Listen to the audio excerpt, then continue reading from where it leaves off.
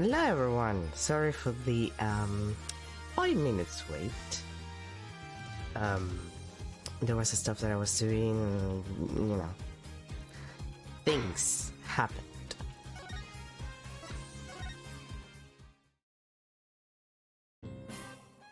Oh god, right, it was this as well. That's where we left off, huh? Was there something that I had to ask him? Alright, I had to show him the blackmail. He knows that he has those notes. That's actually... It makes the game much easier, but I do have to admit that that's very useful.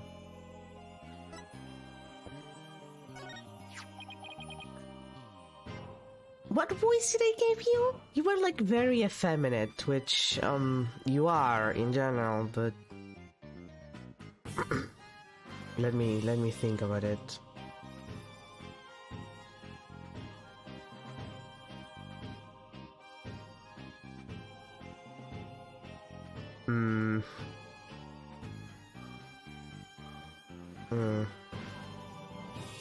What is that?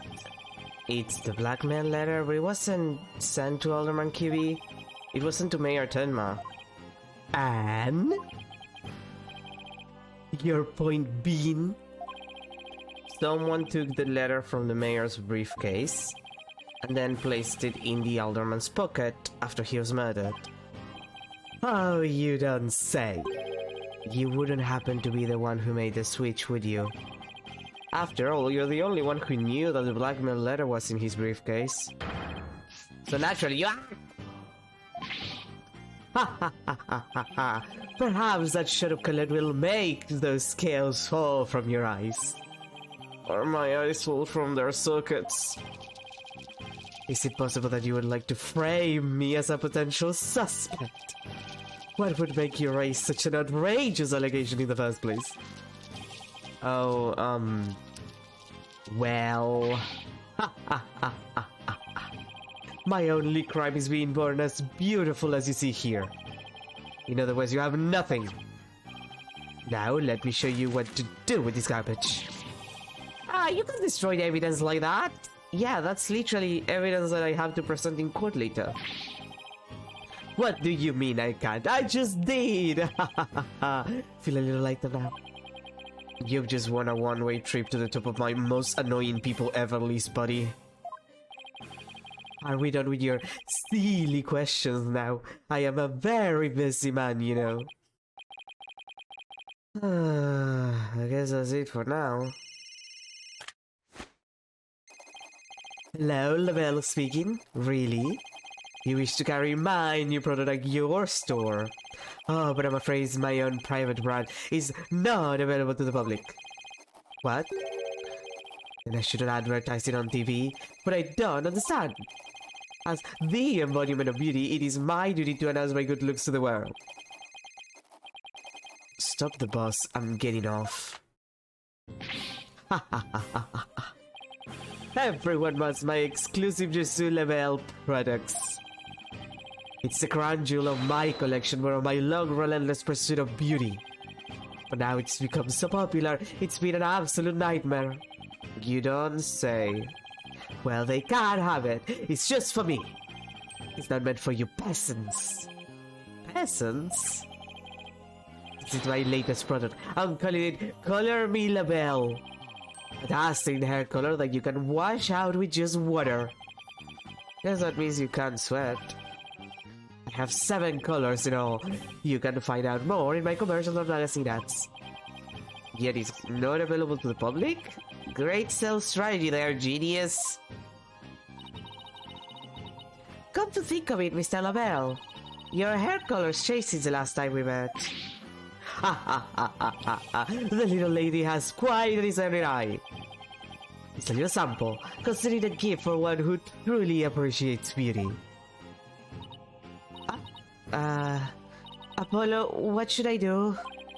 Better take it before you get a face full of cologne. Good point. Wow, thanks, Mr. Labelle. Color Me Labelle. What a name.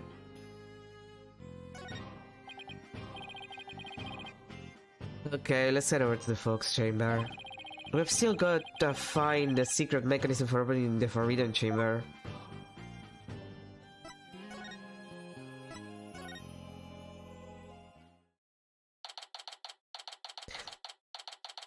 April 18, Kiwi Manor, Fox Chamber. Okay, let's find that secret mechanism for opening the Forbidden Chamber. Oh, this is so exciting. I can't wait to see how it works. But do you really think the killer entered the Forbidden Chamber? We'll just have to open it to find out. We should also see if there was anywhere the killer could have hid in this room. Okay, let's get started. Apurate por apurate.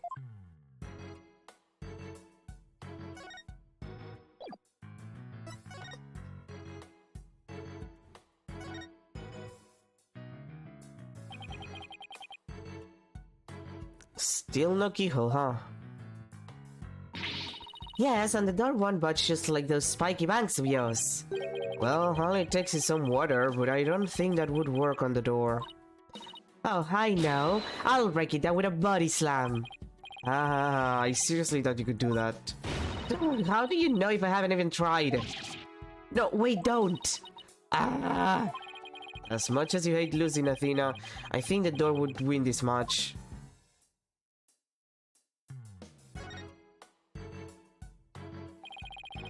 There's a carving of a nine-tailed fox over the door and statues of him on either side. The way those statues are glaring, it's like they're guarding the door from us. Come to think of it, there are two foxes on the folding screen as well. It can't be a coincidence, can it? Hey, this statue moves!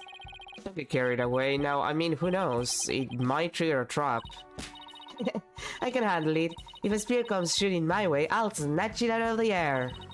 After all, I have the reflexes of a regular karate kid. I guess if you can catch something that fast out of midair, you can accomplish anything. Still, there might be something to the fact that these fox statues rotate. Maybe there's something around here that shows the positions they should be in.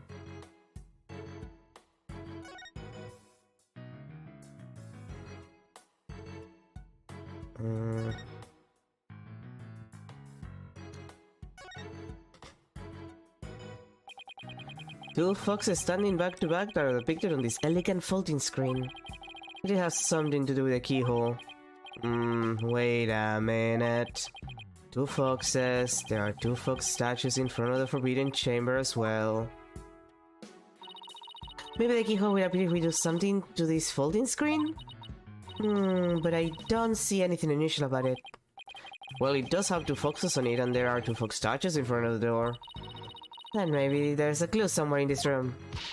Let's turn the whole place upside down. She's as excited as a kid in a candy store.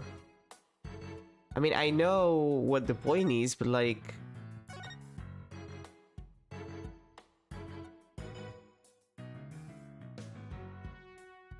Like, clearly you're supposed to rotate them, but...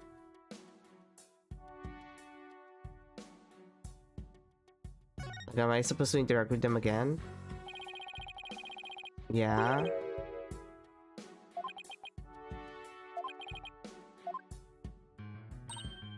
Hey, the statue. Okay, yeah, this is the same as before.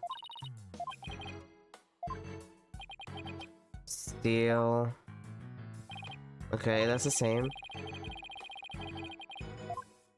I mean, yeah, I just checked the thing. It's the folding screen. I checked the folding screen, or are you gonna make me check everything again? Like, is this one of the situations where, like, I have to check all of this stuff again to actually, you know, check the door? Which, like, you're not gonna make me do that.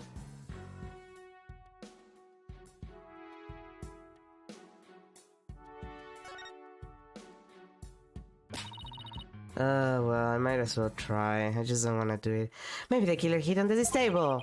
That would be a terrible hiding place. The other man's body would have been right above it. You're right. I guess the underside is a bit... Wait, there's something under the table. Let's check it out.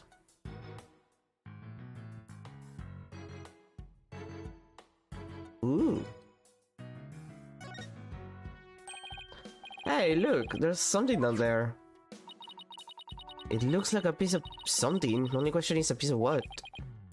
Oh, I know. It might be a piece of the statue. Remember what Jinxie said? The statue originally depicted two yokai holding up a cup. It was a symbol of goodwill. So this piece broke off and rolled under the table. Apparently.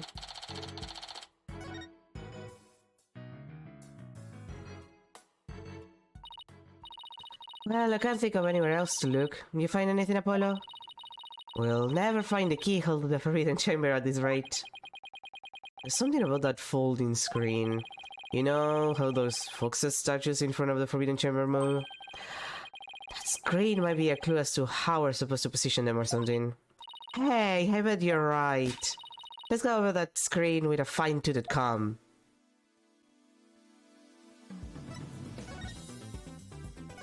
Again? Like, do I have to examine it again? Apparently. On closer inspection, I think there's more to the screen than meets the eye. Robots in disguise. Let's check the real last inch of it. I can rotate the folding screen with those keys, and if I spot anything of interest, I can press space to inspect it further. You can also zoom in and out with B and M to get a better look. Now let's check every last inch of it.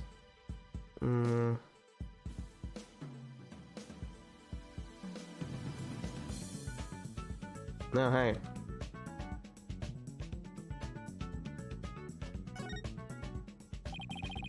It's a picture of a key. That shape looks awfully familiar. Oh, I know. It's shaped like the Forbidden Chamber's key. We're definitely getting warmer. Okay, let's take an even closer look. Oh. What's this? Looks like a keyhole or something. You think it could be the keyhole to the Forbidden Chamber? Wait, what about the key drawn on the end of the screens? You think it's all related? A key and a keyhole. Oh, I just got an idea. If we folded the screen up just right, the key and keyhole should overlap. Hey, I think you're right. Let's give it a try.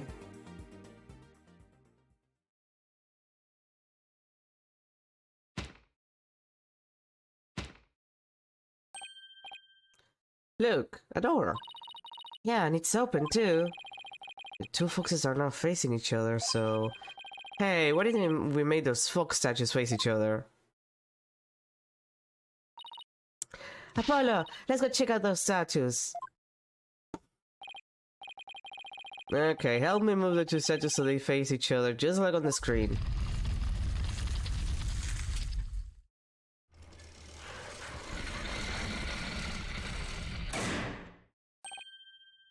Look! A lock appeared. Now we can use that key. Okay, here goes nothing.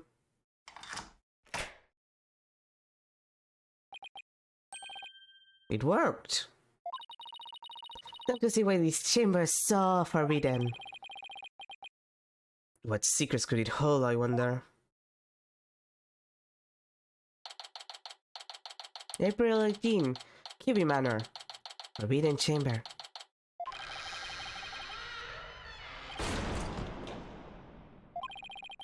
These doors need some serious oil.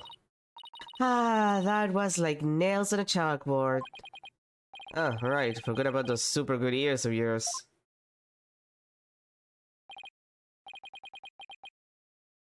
I guess that wasn't a pleasant but you never know, maybe she's into it.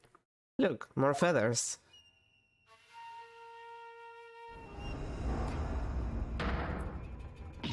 Eek! What the heck is that? Is that a Tenmataro statue? There's something odd about it. All I know is I don't like it, but I can't explain why. You okay, Athena? You look kinda pale. You're not scared, are you? What, of things is... Don't make me laugh. Really? Hey, look. What? What is it? Over there on the left, there's a bunch of staves on that rock. They kinda look like the stuff we saw earlier. You mean the one Jinxie said she saw Tenmataro carrying? Yeah, I bet our Tenmataro impersonator really did come in here at some point. Well, what are we waiting for to search the place?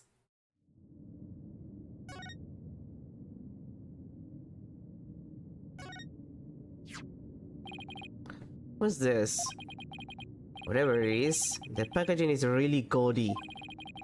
And the fact that there's no dust on it means it hasn't been here very long. Oh, it's hand cream!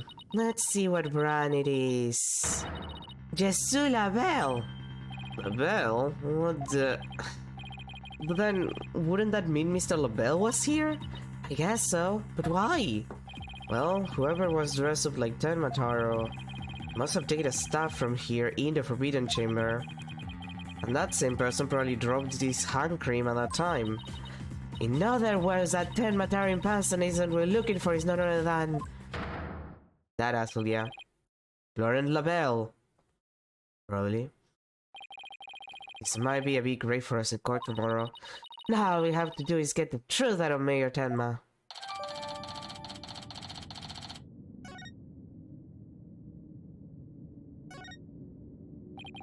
Hey, there's a bunch of saves here, and it looks like one's missing. The Tenmataro Jinxie's soul must have taken it. I'd have to agree, these look like the one Detective Fulbright showed us. Why do you think there are so many here? Maybe they're spares? Tenmataro might be, you know, absent-minded or something. But the fact that he has a spare saves handy, well... it shows that he's aware of his faults and he's trying to deal with them. Or at least that's my take on it. Maybe this will remind her to deal with her own faults. But I won't hold my breath.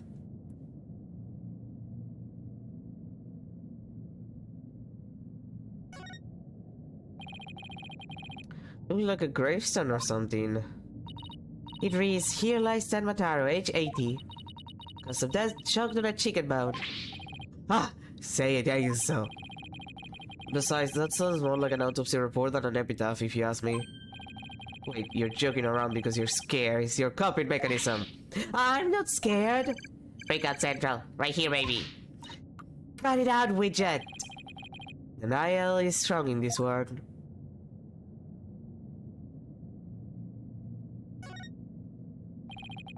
Looks like an old scroll. There's something wrong on it. Unless I'm mistaken, it looks like an old guy. Some sort of monk, maybe? A monk? What are you talking about? You know, people that take walks in the mountains as a form of spiritual training. Wouldn't that just be a hiker? The guy in this picture doesn't look like he's doing this for fun, Athena. Look, there's some yellow thing strapped to his back.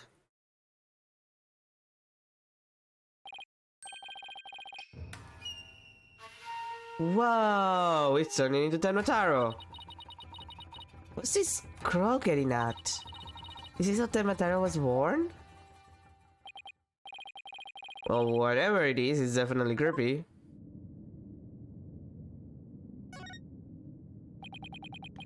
Black feathers, they look exactly like the ones in the Fox Chamber. That means the killer must have been in here at some point. The question is, why? Maybe the Tenmataro costume was hidden in here? I mean, if someone carried through the manor, it would have stuck out like a sore thumb. But when did the killer get in here? The mayor snatched the Forbidden Chamber key when the killer hit him on the head. That means the killer wouldn't have only gotten in here before the murder. Whoa, this is one tough riddle, alright?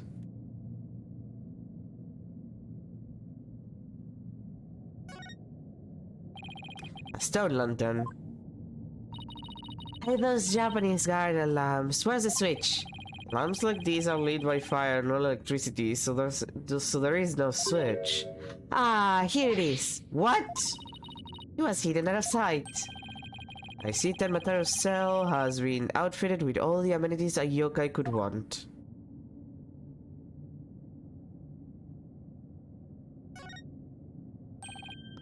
Oh look, there's an air vent here too. I guess even forbidden chambers need proper ventilation. But I don't think anyone could reach this one either. Yeah, and there's nothing to stand on around here. I wonder what this vent leads. Well, the Fox Chambers vent didn't branch this way, so maybe it doesn't have anything to do with this case after all. I would not trust like that. Whoa, that's a big statue. Must be something like 15 feet tall. 15 feet tall. That's like what, 5 meters? No. 8 meters. Give it like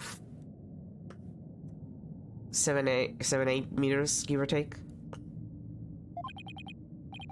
And look, this Tenmataro has a staff. But the Tenmataro in the scroll didn't have one. I wonder why. I feel like this could be significant, but why? Let's take a closer look. First to go around this table here. Ah! Apollo, are you sure that's a good idea? It looks like there's some sort of compartment on the base of the statue. Don't open it! Who knows what might be in there? It's just a big empty compartment. And from all the dust and cobwebs, I'd say it hasn't been opened in a really long time. That's enough, Apollo. Let's shut it and... Wait, there is something in here. Looks like some sort of figure? But it's so dusty, I can't tell what it's supposed to be. Wonder what it's doing here.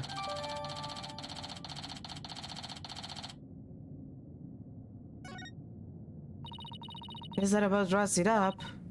And now, we should probably talk to some of the witnesses again. You mean like Mr. Filch and Jinxie? Yeah, I really want to ask Mr. Filch about the village superstitions on Tenmataro. Well, time to go.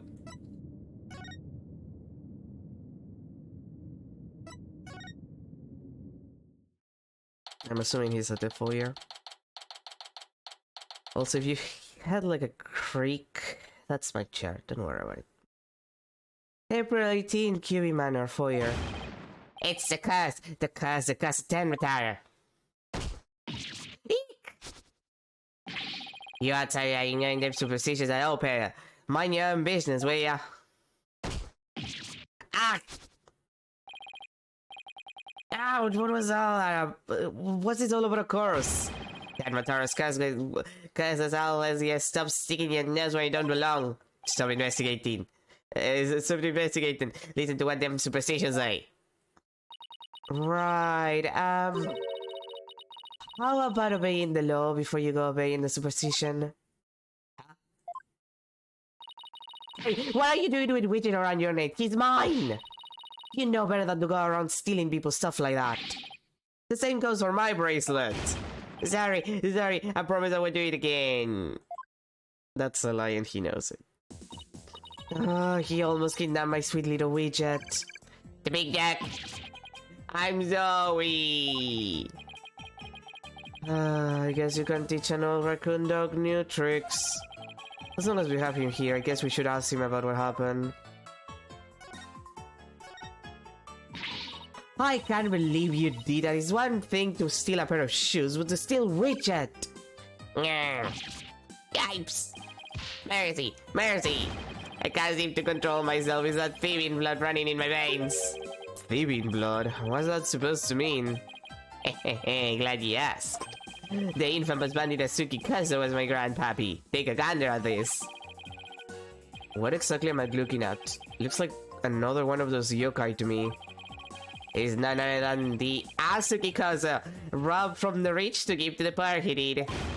And he'd leave one of these figures at the scene of the crime. What's more, I'm his grandson cause he has my grandpappy. Whoa, you don't say. The resemblance is uncanny. Thieves' honor, it's the honest truth. Ah, the sloshing sound of Asuki beans scrapping together in dead of night. It's a magical sound of dirty money getting washed clean for giving out to the poor. Asuki Koso, washer of money, giver outer of wealth reborn.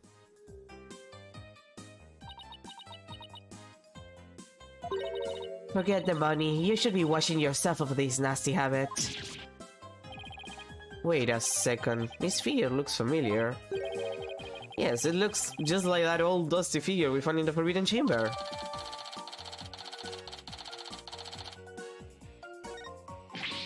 Hey! What are you doing with that there figure? No, this we found it in the Forbidden Chamber. Looks like it's been there practically forever. Could mean my grandpappy broke into the Forbidden Chamber went back.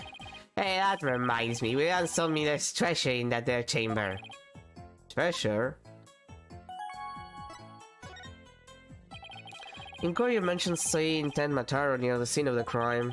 Sorry I didn't come clean right away, but them superstitions got the better of me. The people of Nightingale sure seem like a superstitious bunch. I'm not surprised you wouldn't want to talk about seeing Ten Mataro. Darn right, them superstitions scare me out of my wits, I tell ya. That's why I'm gonna do exactly what they say from now on. So you plan on staying here in Ninetales? Yep, I'm gonna keep living right here and keep it with the old ways just like Grandpappy did. Them superstitions are like a rulebook to me. Wait, so you're saying you actually believe in those old wives' tales? Ain't you been listening to a word I say? You're going to do exactly what them superstitions say. Well, I say that's balloony.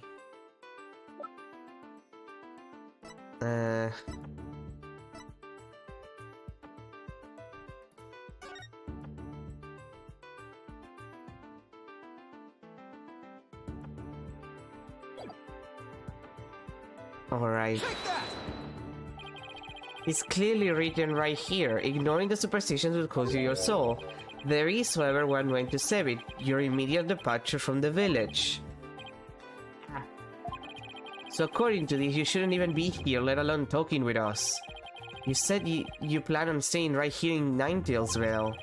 If you really believe in the superstitions, you would have been long gone by now. Awa! I know you've been lying to me. Time to come clean, Mr. Filch. Yipes! What do you know about the treasure in the Forbidden Chamber? Only that is the greatest get-rich-quick chance in the universe. Grandpappy told me all about it. Said there's an amazing treasure in there. There's something amazing in there. Doesn't seem like that, though. Your grandfather didn't by chance already steal it, did he? In how there was one of his figures in there, that just might be. That's Grandpappy for ya. But he was watch that treasure up real good before handing it out to the poor. Of course, because he was so righteous. You were lying about believing in the superstitions, weren't you? Sorry, but I didn't have no choice. So what was the real reason you couldn't talk about seeing Ten Mataro? It's all that pretty boy's fault, Mr. Lavelle, if you know what I mean. He told me not to say a word about seeing Ten Mataro. I said if I did, he'd do to me what them superstitions said would happen. So it was Mr. Lavelle who muscled you. What would Mr. Lavelle want to scare you into silence? Mr. Lavelle was trying to protect the little maid cow. It was on account of that rumor, the one about her being possessed. What rumor again? I guess we really do have to talk to Mayor Tenma about the possession rumor. Ouch! Hey, watch it! Village superstition stolen by Phineas Felch. I'll be taking this back now. Hehehe. Kinda like family to me. You could have just asked instead of stealing it. Was that all he wanted to was that all we wanted to ask Mr. Felch? Yeah, I think that was it. Let's go see Mr. Ten Mataro one more time. Just thinking about dealing with a yokai again makes me want to say pass.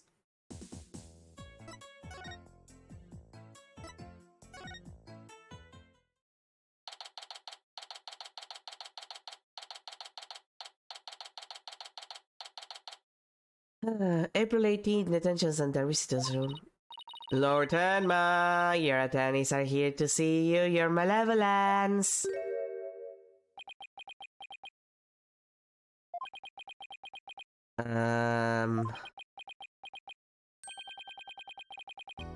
Why are you speaking like that? Oh, Mayor Tenma, you've returned! Yes, well, Jinxie came by earlier to apply a new charm to my head.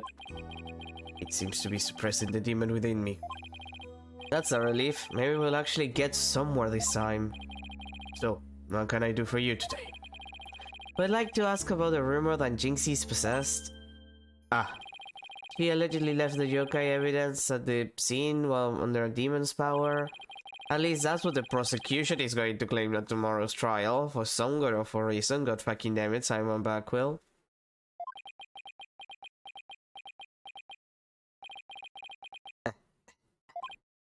Huh?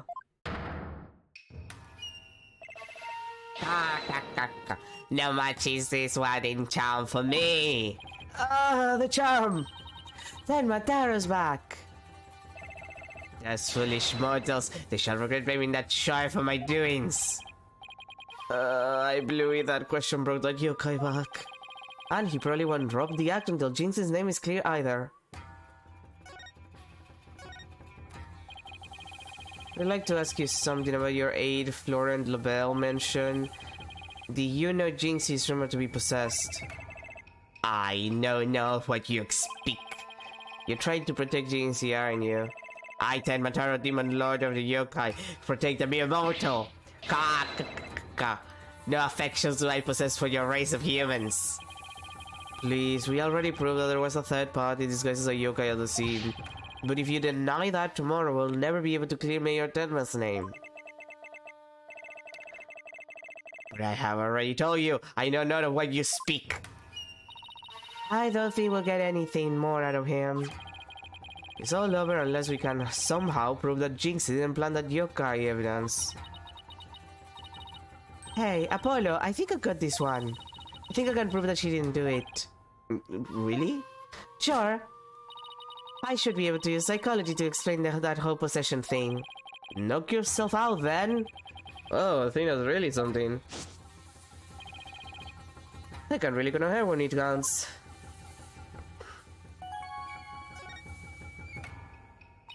Mayor Tenma, Jinx isn't possessed. I believe her so-called possession episodes are a form of somnambulism. Somnambulism? You mean sleepwalking? Yes, I believe she's exhibiting a rare form of the disorder. It's usually brought up by repressed stress. Mr. Mayor, didn't her symptoms start soon after she began her job in Ninetales Vale? When the child visited last, she did speak of dreading yokai and how they rob her of sleep each night. I knew it. The lack of sleep is causing her to enter an unconscious state. And that means she can be trying to protect you, at least not on a conscious level. So then, the Ten Mataro that was spotted at the manor wasn't Jinxie. Sleepwalking, eh? That would indeed explain the matter. Look, Ten Mataro's spirit! He's left the mayor's body again. Can you tell us the truth now, Mayor Tenma? Very well. It's the least I could do for a superb exorcist such as you.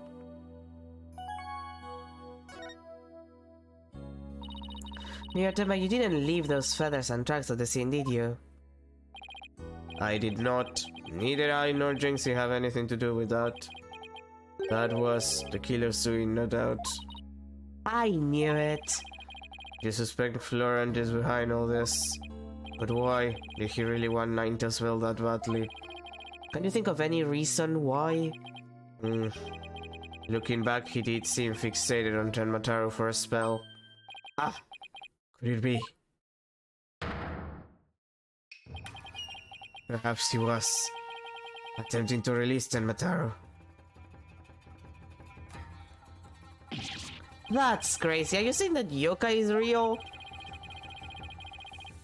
Whatever the case, Ten Mataro brings nothing but pain and misfortune. He's as a superstitious one. You must not gaze upon him nor free him from his person. But how can people actually believe that? Well, at least we know who's behind this whole Ten Mataro thing now.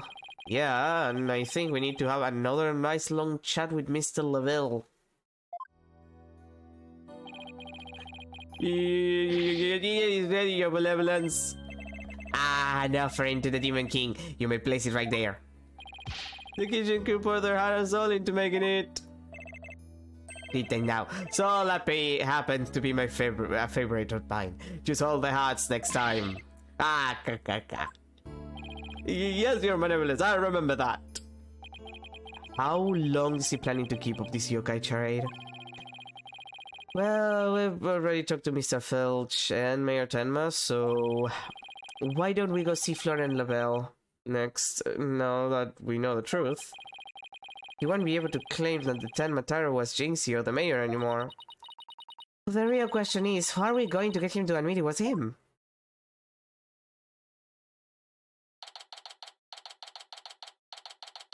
April 18, Kiwi Manor, foyer.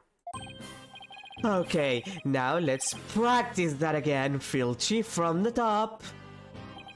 Mr. Lavelle was in the foyer at the time of the crime. And when we, heard a scream, heck, what was the next part again? You have the memory capacity of a flea! This is the 30th time, you know. Now 100 times more and we're done. What on earth are they practicing? Apollo, please. You know exactly what they're practicing. You know what they're practicing.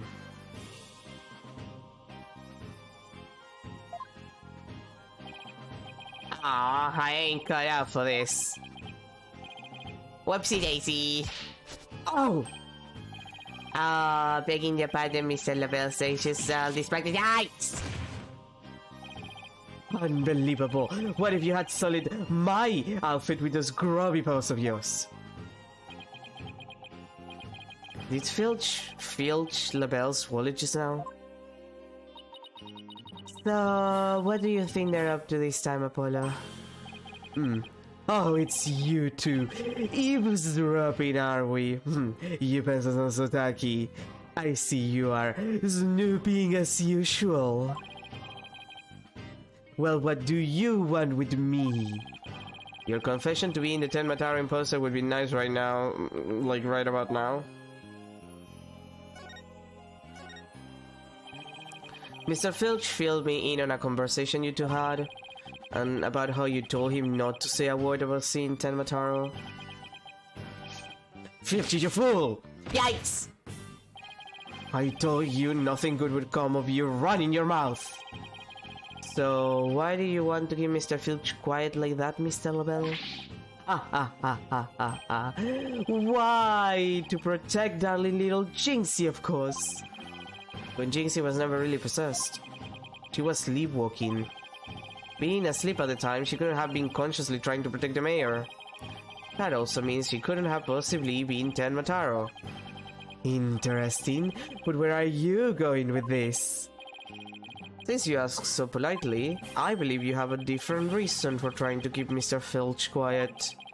The reason would be to deflect doubt away from the one who was really Tenma Taro. Now this is getting interesting. Are you insinuating that I'm Tenma Taro? Still sorry to disappoint, but I'm nothing of the sort. That's right, Mr. Lavelle even told me Tenma Taro was a jinx, so it would...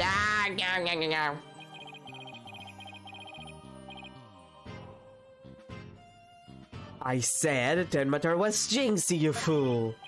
Honestly, you have the memory capacity of a flea! Practice it 100 more times. Yikes! So, have you been called to testify tomorrow? Yes, I am so looking forward to my courtroom debut. But you'll just have to wait until then. I'll be waiting with a special piece of evidence I've been saving just for you. Filchy, wake up, you lazy bones. Huh? What? Was I sleeping? Oh. Must have been that sweet cologne of yours, Mr. Lavelle. Made me right sleepy, did. Well, it's time for your lesson. What to do and say tomorrow. Oh, I'm making a lesson. I ain't cut out for this thinking and remembering stuff. Right up the snoozola. Keep quiet and do exactly as I say. No, please. Anything but another lesson. There they go. Missed our chance to get the truth out of him. Yeah, but we'll get the proof we need in the courtroom. Oh, sorry. I don't know, I'm so sleepy. We'll get the proof we need in court tomorrow, one way or another. All that's left now is that light Jinxie told. We better go clear that up before tomorrow. You think they're done questioning Jinxie? Maybe. Let's see if she's over on Yoka Lane shopping for more charms.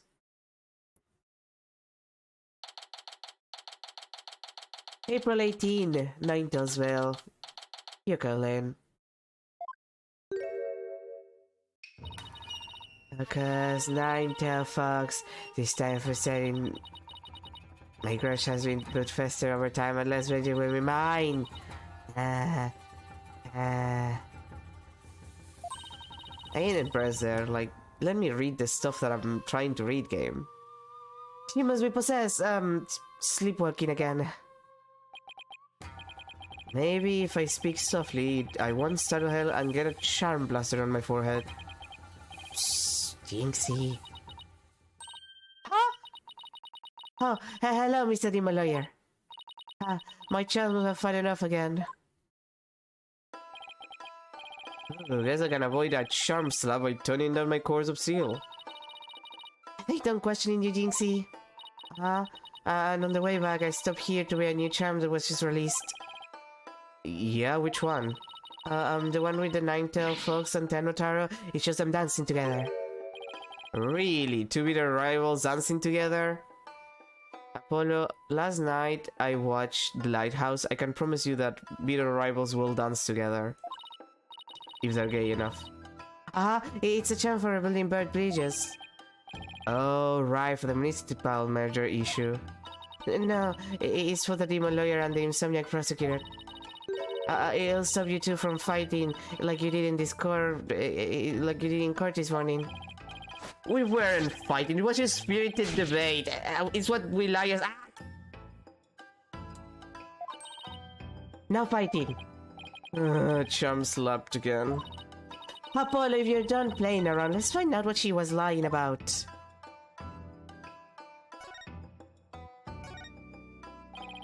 Jinxie, it seems like you're starting to remember things. You already said the feathers and tracks weren't there when you discovered the crime. Have you remembered anything else that seems important? Like what? Tell us what you saw that day. Maybe you'll remember something else this time. When I opened the door, Papa and Alderman Kiwi were collapsed in the Fox chamber. That's when Papa told me to call an ambulance and the police. That's all he said before he passed out in the chair. I knew it. She's holding something back.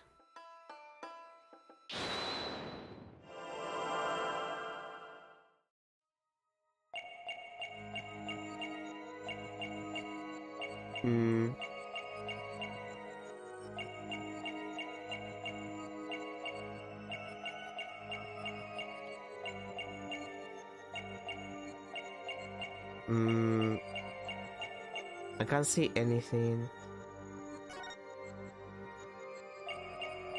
Oh, she's that thing, okay. Gotcha!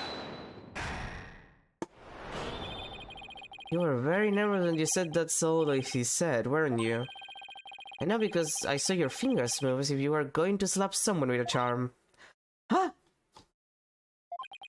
Listen to me, Jinxie. This is very important. Did Mayor Tenma say anything else to you? It was nothing. He was just talking in his sleep. Talking in his sleep? So you admit that he did say something else? Eek! How could you tell? Only a demon would have such powers.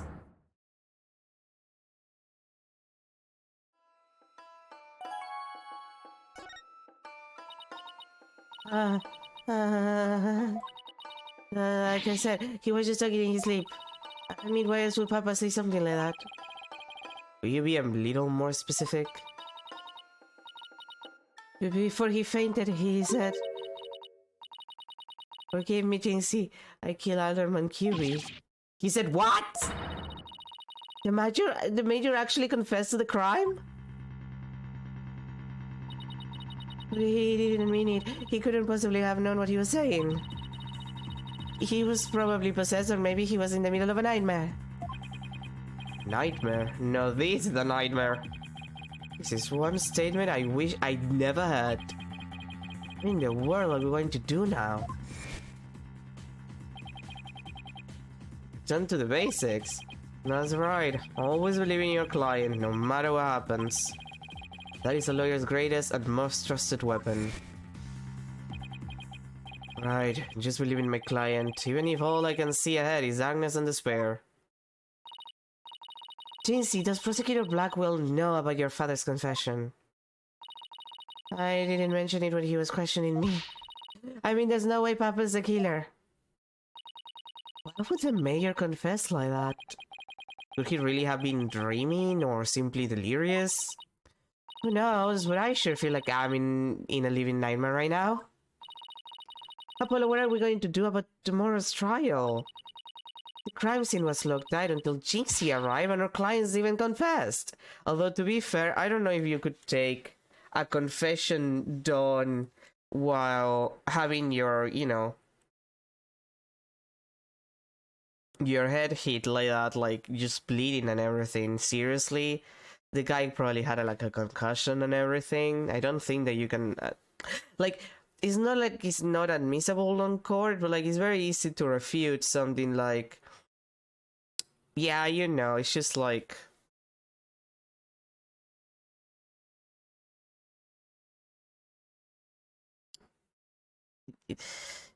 like he said, like he was delirious. Yeah, like he had blood loss, he had a concussion. You can prove that he was just like hallucinating or some shit. Not only that, Jinxie has been accused of planting the yokai evidence. But the mayor and Jinxie are going to prison if we don't do something. I know. Well, let's see here. For lack of a third party in the locked room is a major problem.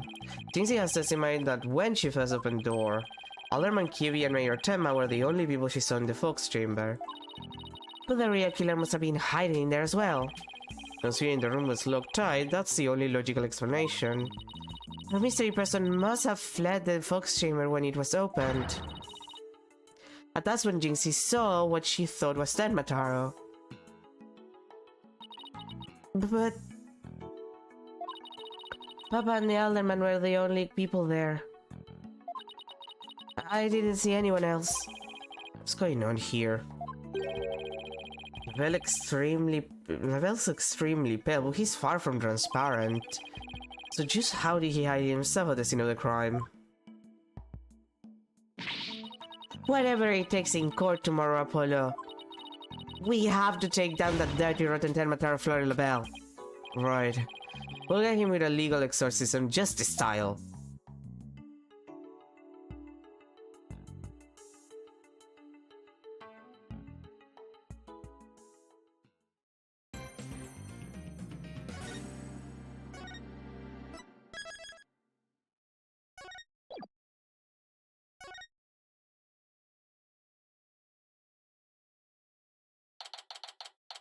April 19, 9:30 AM, District Court. Court of number 4. Me too. Court is sensation. Arise. Court is accusation for the trial of Deviant Tenma. Apollo Justice Defense Team Leader is ready, Your Honor. Athena Sykes, Assistant Defendant, is ready too, Your Honor. Justice Pet. As chipper as ever, I see, and in French no less! And the prosecution? No. Athena, we need to talk about the usage of French. Do not French people. It's very rude, you know? It's very rude to be doing that to the French people. You know? Frenching, I mean.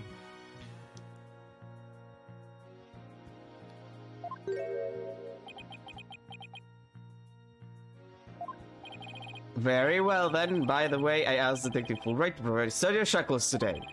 There will be no more of your funny business this time, Prosecutor Blackwell. Now your opening statement, if you would. I believe it's standard procedure for the prosecutor to handle it. Looks like the judge is really bringing it today. He probably realized how Blackwell played him. That was one mean game of Simon Says. Yeah, his honor has to fight to defend his honor today. Your boldness.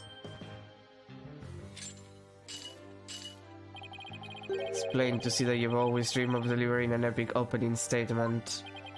I have? I don't know if I'd say that. Why, of course you have. I saw it in your eyes the last time you gave the opening statement. That was the look of one who yearns deeply for the thrill of an epic opening statement. For decades now, you have been watching opening statements from your bench. They were the crown jewels of the court, the one thing you could not possess.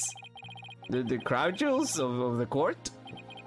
Now at long last they are within your grasp. How could you possibly refuse? Oh, so you don't mind if I do it then? I'll make a special exception, just this once. Here we go again! Yep, more Black Holes mind games. Well, in that case, I think I might go ahead and make the opening statement myself. In yesterday's session, we learned the shocking truth that the victim Alderman Rex Cuby was the Amazing Ninetales. We also learned that the Amazing Ninetales was a key figure in the Yokai Crescent anti-merger protest. It was further revealed that upon learning Rex Cuby's secret identity, Mayor Dead maintained and murdered him. The fact that the crime took place in a tightly locked room was also brought to light. And the only people in that tightly locked room were the defendant and the victim. The defense proposed the existence of a hypothetical third party, but further investigation revealed no proof of the third party who had escaped their room. Ergo, we must conclude that the evidence against the defendant is, well, conclusive. Did I say something wrong? That was quite astonishing. You've truly outdone yourself this time. Oh, one more thing to boast about to my grandchild. Well, this was not an unexpected turn of events. Now then, it seems the prosecution has called a new witness to testify. No inexplicable yokai evidence left at the scene of the crime. Well, does that not demand some sort of explanation? The feathers of tracks. Well, weren't those left by the mayor while he was possessed? That was with an act to protect his daughter. Oh. Huh. Yes, of course, I had suspected as much. Wait, did he actually believe the mayor's award-winning performance? His daughter was the one who planted the yokai evidence. Ergo, the true identity of the yokai in the manor was the mayor's maid, Jinxie Tedma. The prosecution is engaging in mere conjecture. Will you care for some witness testimony then? Where I am ready to prove that the little scamp is the one behind the Denma Taro Force. Witness testimony? I'll bet he means Filch and that creep Lavelle. Very well then. Bailiff, would you bring in the first witness after walking his balls? Mr. Filch, you made quite a hasty exit yesterday. See that it doesn't happen again today. Been known for my hasty retreats since I was a kid, bit of a trademark of mine. Indeed, you managed to give a total of 5 bailiffs the sleep. Like those amateurs could ever nab me, hehehe. Yikes! Perhaps we should shackle you by the neck. That would keep you in place. Yikes! No, please! I'm liable to rip my own head off if I start running. Your statement now. Yes, sir, Mr. Blackhead, sir. You may be a hasty retreat, but there's no escaping Prosecutor Blackwell. Yeah, Blackwell doesn't strike me as a give-up easy type. Now then, Mr. Filch, your testimony, please. Especially the true nature of the yokai you saw in the manor shortly after the crime.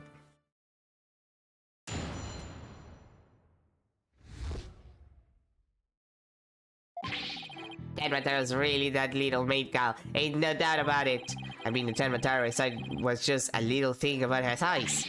But the little runt had a big old stuff. I see it when she came in. I seen it when she came into the foyer. Betcha she stole it from the Forbidden Chamber after stumbling on the crime scene. He was gonna use it to wallop me on account of my first reputation, I just know it. So Tenma was short in stature. And that's because it was Miss Jinxie Tenma all along. Yeah, betcha. Besides all the rest in the manner way totally that, huh? Being in height is but an easy thing. But a big ox like the defendant could never pass for short. What if the Tenma impersonator was walking on their knees? Well, no knee walking, I see it myself. Then perhaps that yokai really was Miss Tenma after all. Monsters are not with tricks, either of the mine or the cheap parlor variety. So you're saying she created an illusion like one of those magical eye things? Precisely. Human senses are easily deceived. Take the fellow in the cell next to me. Each night he cries and screams about some ghost he thinks he sees. But in truth, it was simply the janitor. Prosecutor Blackwood just gave up the ghost, literally! The janitor's deadly complexion and all white attire are no doubt partially to blame. Then and the fact that he constantly mutters about taking vengeance for this or that. That actually sounds like a real ghost to me. The defense may now cross-examine the witness. Thanks.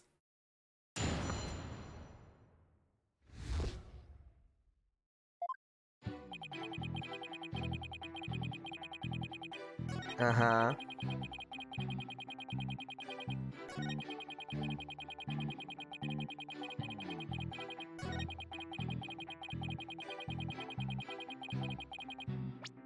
Okay, but like the Forbidden Chamber was close.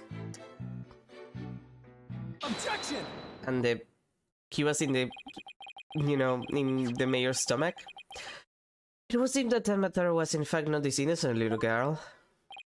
Ah, how you feel, You claimed the Tenma you saw had one of those staves from the Forbidden Chamber, but it would have been impossible for Miss Tenma to get a hold of one. Care to elaborate, Mr. Justice? The mayor swallowed this key shortly after the murder. He wanted to keep the killer out of the Forbidden Chamber. What's this? This key was deep in the mayor's stomach when Miss Tenma discovered the crime scene. As you see, it would have been impossible for her to get it into the Forbidden Chamber. In short, the Tenma seen holding the staff could not have been Jinxie Tenma. What?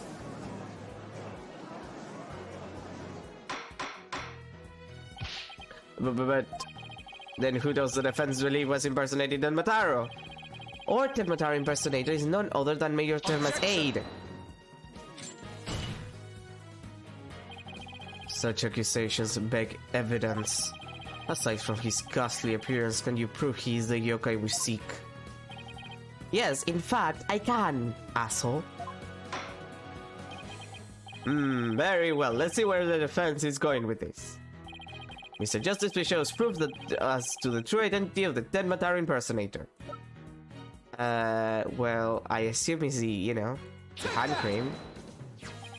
We found this hand cream in the Forbidden Chamber, and we know that whoever was Tenma took one of the staffs out of there. In short, I believe whoever this hand cream belongs to is the yokai impersonator we're looking for. But Mr. Justice, how do you propose to identify the hand cream's owner? I'm glad you asked, Your Honor. The pen requests a fingerprint analysis on this piece of evidence. It might tell us who it belongs to. Interesting. So you expect to find the yokai's prints there? Very well. I hear we call a short recess while we wait for the fingerprint result. No need for that, you boldness. We have the prints of everyone at the manor that day. You call Prosecutor Blackwell?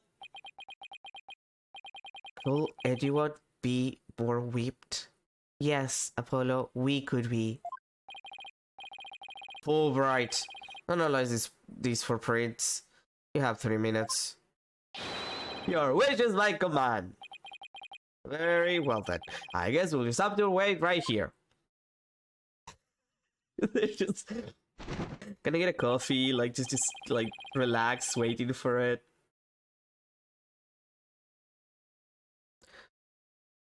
It was saved the fingerprint analysis is complete. What do the results show? What in the world? They're Fleur and Labelle prints, aren't they? This is absurd.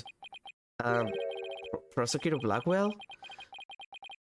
I'm not going to like this, am I? Don't tell me. They're Ted Mataro's prints. Fingerprint analysis has revealed that the prints belong to...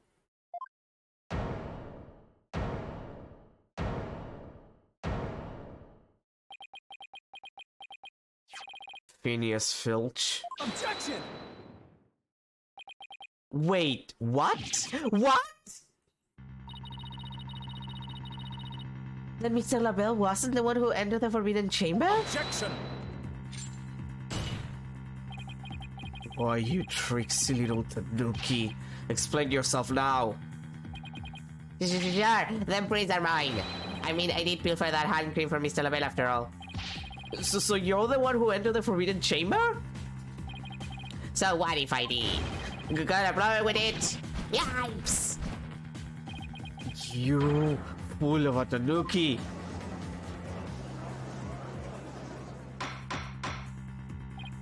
Order! Order! Mr. Justice, care to explain what this could mean? Excellent question. The fact that Mr. Filch was in the Forbidden Chamber... Wait a second. Does this mean the Ten Mataro holding that staff was... Phineas Filch? Yipes! I know the color of the bag! Mr. Filch is Ten Mataro. You know, I was not expecting that one. I don't understand. Does this mean Mr. Flinch is a real killer? The witness will explain himself this instant. Begging your pardon, Your Honorship, but I was just doing what the elder man told me. He wanted me to be Ted Mataro in the village exorcism ritual. Oh, you mean that event on the Ninetales Bell Festival? So that was you inside the Ted Mataro costume? Yep, and after the event, I went to watch that pro wrestling power. But he brought me to tears on account of the wrestlers being complete jobbers. So he didn't actually watch the entire wrestling match. That's when I looked at the Ted Mataro costume and got a great idea. Nobody can tell it's me while I'm wearing it. And because of them superstitions, no matter what I do, the villagers won't say a word. In other words, you use the superstitions to effectually render yourself invisible. Why did you want to enter the Forbidden Chamber in the first place?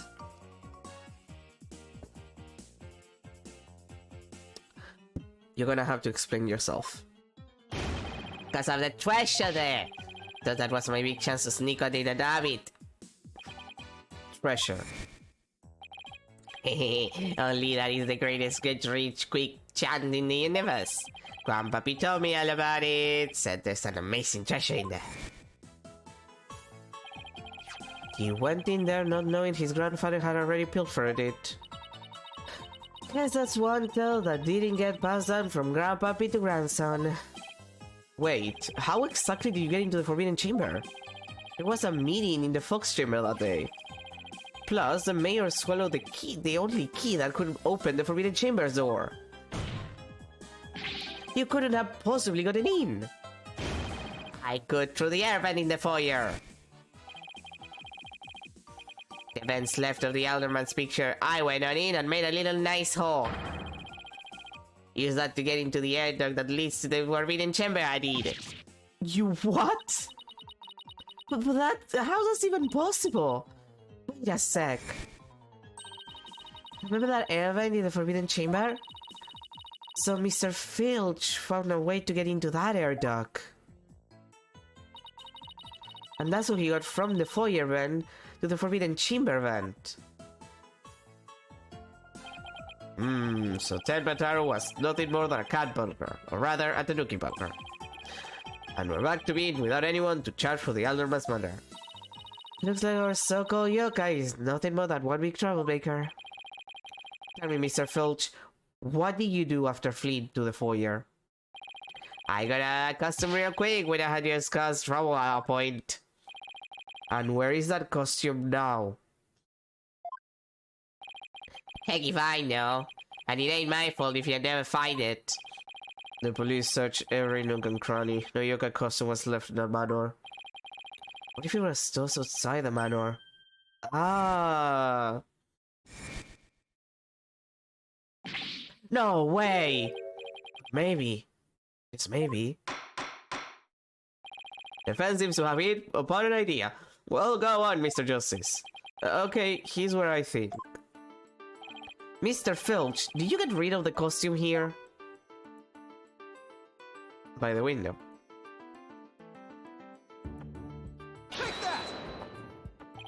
Did you toss it out of the window?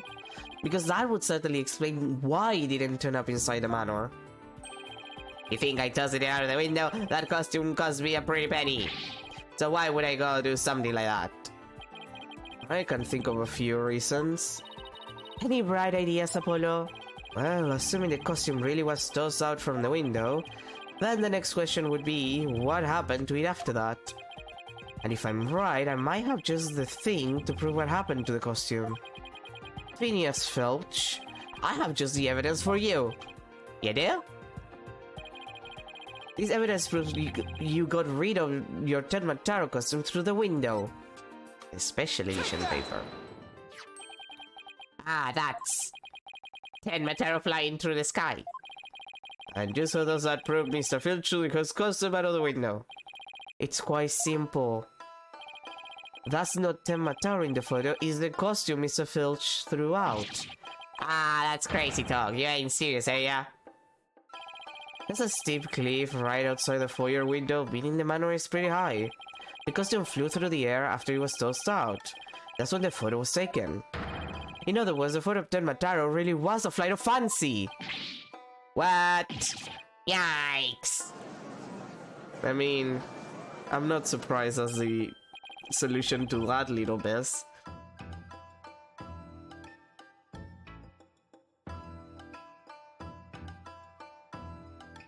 Oh my, so there really never was a yokai. Ah, I can't keep any of them cats back. Can I still file a claim for the lost costume? This more than proves the defense's point. Jinsei Tenma had nothing to do with staging the yokai sighting. Care to raise any objections, Prosecutor Blackwell? None whatsoever. I'll deal with that tricksy Tanuki after I've dealt with this case. We did it! Good going, now all we have to do is make Florilabelle take the stand. Objection! He did the sword a bit early, are we not? Huh? Nothing has been proven beyond a doubt. Take this tricksy little Tanuki for instance. How do you suppose he was able to exit the Forbidden Chamber? Probably the same way he got in, through the chamber's air vent. And one of the feathers and tracks at the scene of the crime. It would suggest that the Tanuki exited through the chamber door, not the air vent. Objection! But the Forbidden Chamber doesn't open from the inside. So what you're saying makes no sense. Right? Huh. Someone on the outside opened the door for you, isn't that right? Yep, that's right, Mr. Blackjack. The door suddenly sprung right open. Oh boy. Hold it!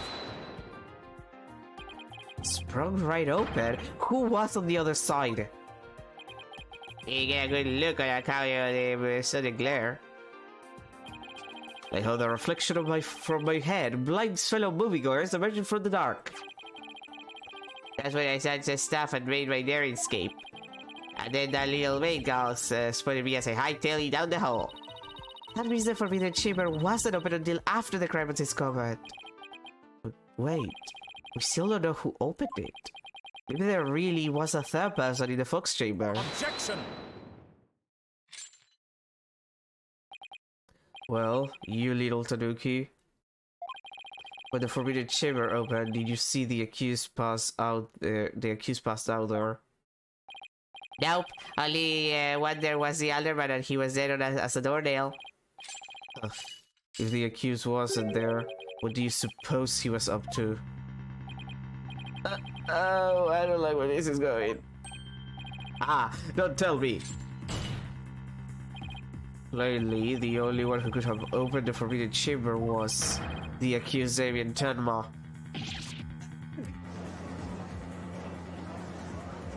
Hold it! Wait a second. There had to be somebody else besides Mayor Tenma there. Really? And who might that be? Well, that would be... Objection! It seems our face a little lost as we've gotten the most important thing, evidence. I didn't forget. I was just testing your attention to details. Besides, you can't prove your point without proof of some sort. It's a proven fact. Sorry. I guess I put my foot in my mouth again. No, Athena, you're definitely onto something here. We are? Think about it. If Filch was stuck inside the Forbidden Chamber, one of the alibis we had will no longer hold any water. The defense would like to call a new witness to the stand. Someone who knew Mr. Filch was stuck in the Forbidden Chamber. And by virtue of knowing this, has an alibi that no longer adds up. Ah, not that insufferable. Very well. The court will hear what Mr. Justice has to say. Whose alibi no longer adds up. Oh, this asshole. Take that! Why? That's the defendant's aide, Florian LaBelle. And he claimed to be in the foyer at the time of the crime. True, but in his alibi, he also claimed Mr. Filch was in the foyer too. However, as we all know now, Mr. Filch was not there with Mr. LaBelle at the time. In short, Mr. LaBelle's alibi has disappeared. Florent LaBelle's alibi was one big lie. Isn't that right, Mr. Filch? I reckon there ain't no keeping that cat in the bag here either. It was all Mr. LaBelle's idea. He told me he'd button his lip about me breaking into the Forbidden Chamber. And in return, he said we'd match for each other's alibi. Shame on you, Mr. Filch. Perjury is a serious crime, you know. Oh, shucks. Messy, Your Honor, she messy. Yeah. I also said that the person who opened the Forbidden Chamber for Mr. Filch was none other than Florent LaBelle. After all, his alibi has just been proven to be a complete fabrication. I see. We will take a 20-minute recess. After which time we will see what Mr. LaBelle has to say for himself. Yes! We're finally getting to drag the slippery snake onto the stand. In the meantime, the prosecution will question Mr. LaBelle about these new allegations. Cool. Oh god, I need to blow my nose.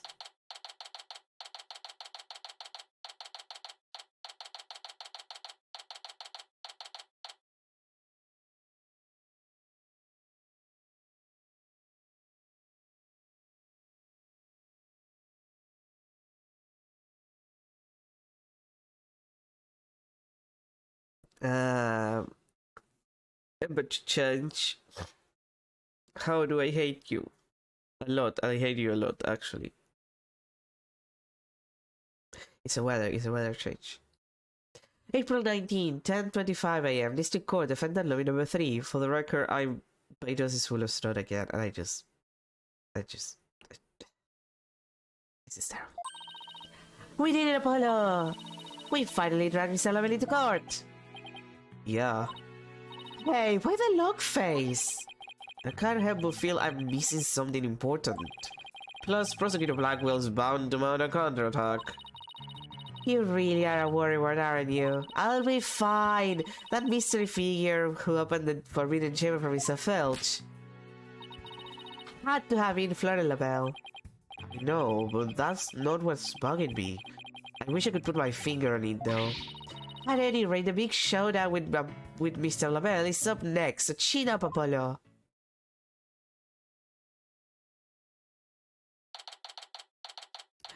April 19, 11 a.m. District Court.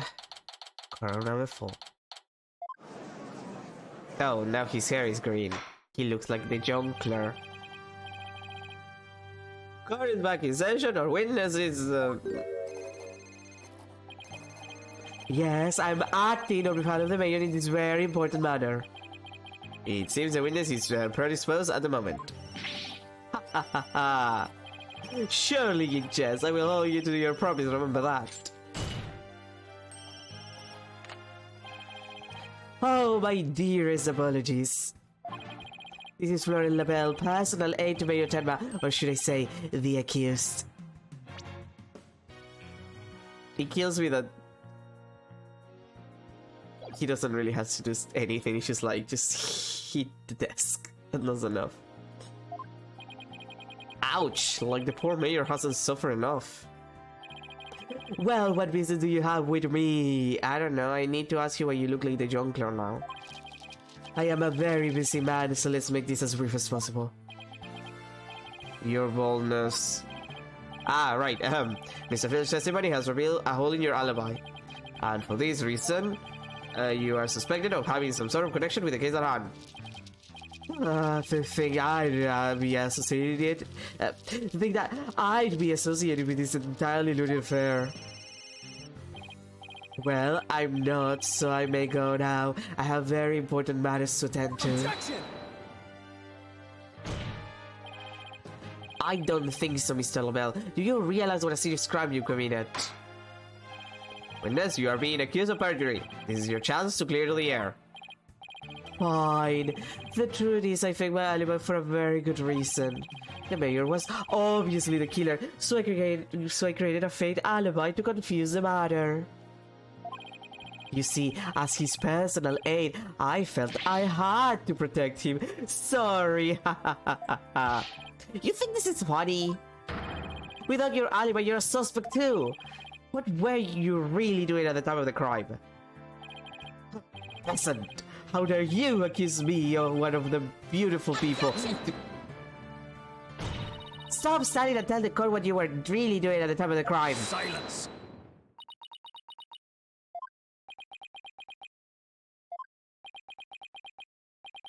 Enough jabbering. Swords have been drawn. The time for talk is past. Swords? What swords? This is a duel to the death. The fate of the accused rests in our hands.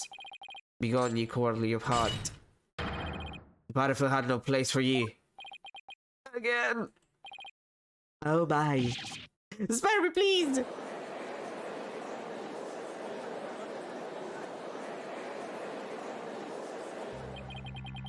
So much for story or shackles. You know, guys, if he's gonna break every shackle that you put on him, have you considered just not shackling him?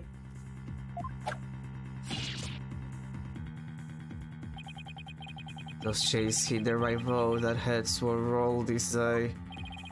This game's keeping your head on in quarter hole, you meaning? Will the witness please deliver the accuser's death knell? You know of what I speak. Most certainly. His goose is already cooked. Time to stick a fork in him. Whatever he has to say can't be good. As I told Prosecutor Blackwell during the recess, I rushed right over to the Fox chamber when I heard little Jinxie scream. What? Then, drum roll please. I saw Mayor Tema opening the forbidden chamber doors. But... There you have it. The mystery man who opened the chamber door, as witnessed by one Phineas Filch, was the accused. There was never any third party.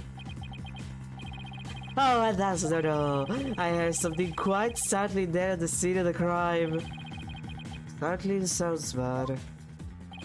The mayor, who was barely conscious, one of these. Forgive me, Jigsy, I killed the elder man. That's right, the mayor actually confessed to the murder right there and then. Mayor's reaction to that. He confessed? God damn it, you young looking motherfucker.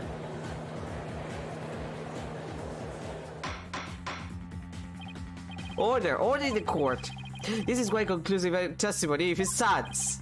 Just so, and quite astonishing I may add. I only learned of these facts during the recess. I just love surprises, don't you? That's why I saved the best for last, considering the gift from me to you. No way, I don't believe Mr. Labelle had the mayor confess. But this is really true. Did Mayor Tenma really confess? It is indeed. During the last races I confirmed it with the mayor's daughter. It would seem Mayor Tenma actually did confess. That testimony is quite favorable to the prosecution. This is Labelle. Yes, I can learn about the party reservations. That's right, I'm in my little shindig. The mayor said my conviction gala. A splendid time is guaranteed for all. All the mayor and his... I'll put the mayor and his defense. Well, as it seems the witness is a very busy man, let's get right to his testimony. Mr. Labelle, please tell us what you saw when you came upon the scene of the crime. God fucking damn it.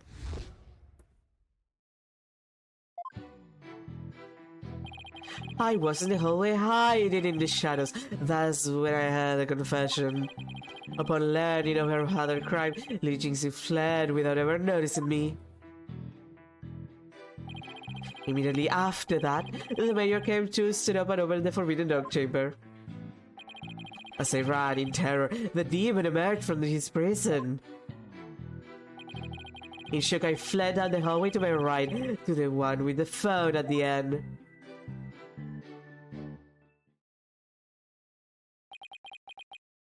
I must say, this is a shocking revelation. Quite unexpected. To think the defendant actually confessed and there to his crime. Perhaps the guilt was too much to bear, so he confided in his daughter. You do realize you should not have withheld such crucial testimony from the court. Once again, sorry. It's just I fear being accused if I mention coming upon the most unpleasant thing. Ugh, why did the mayor's confession have to be brought up by this guy?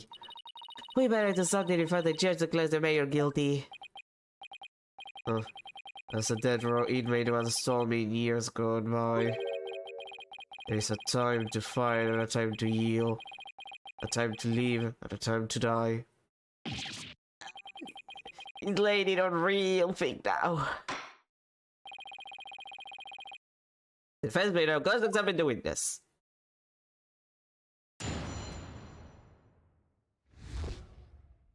Okay.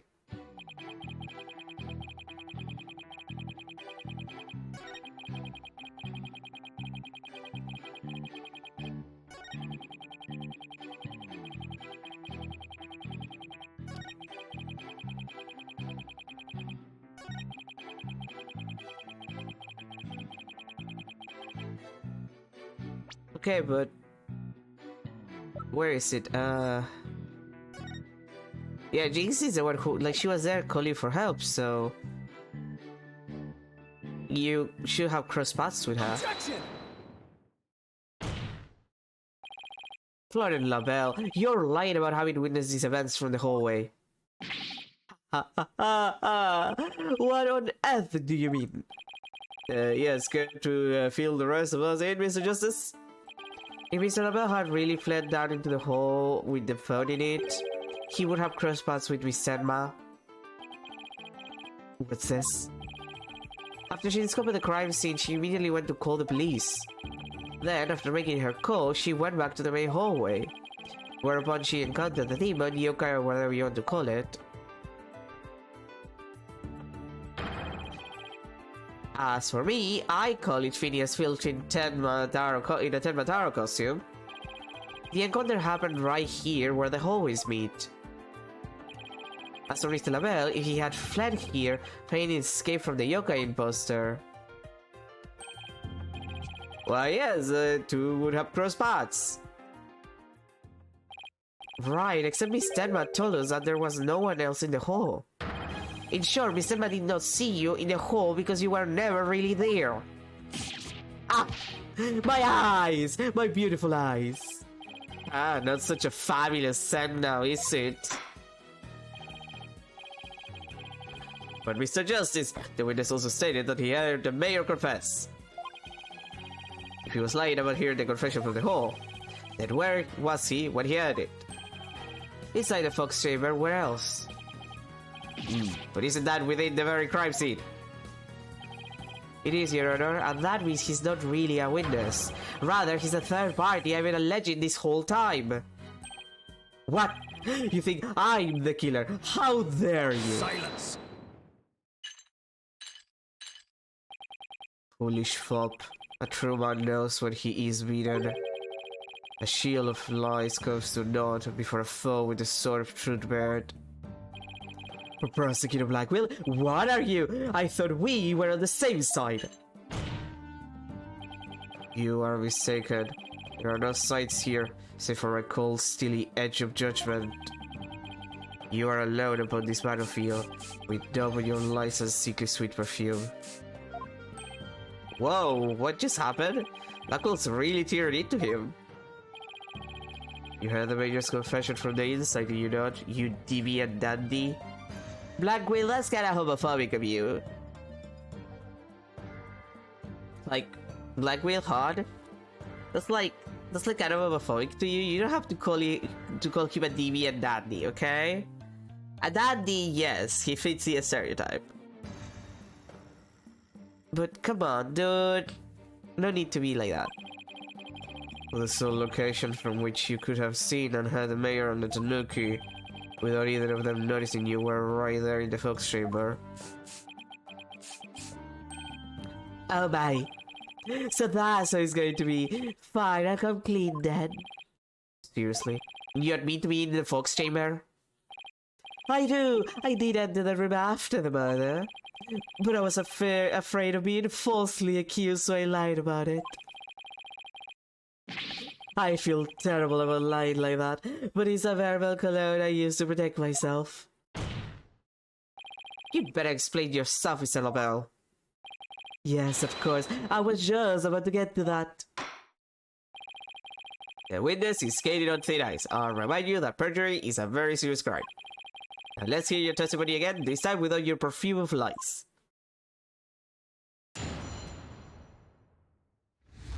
Oh boy.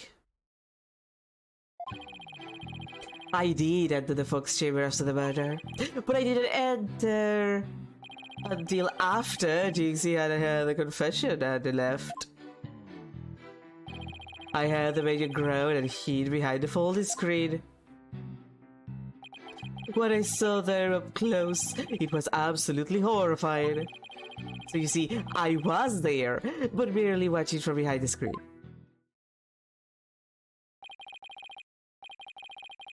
From behind the screen? Why, yes, I believe you wouldn't be spotted if you were there. Just so he could see everything without being spotted by the victim or that Tanuki filch.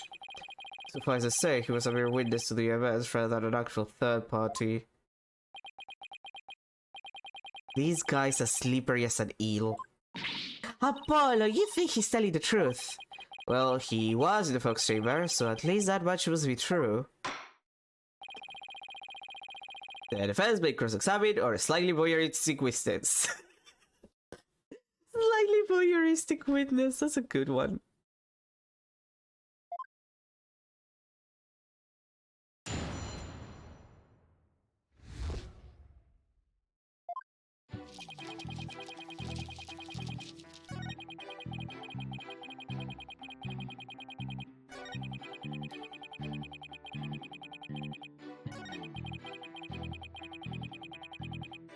Okay, could you tell me about what you saw then?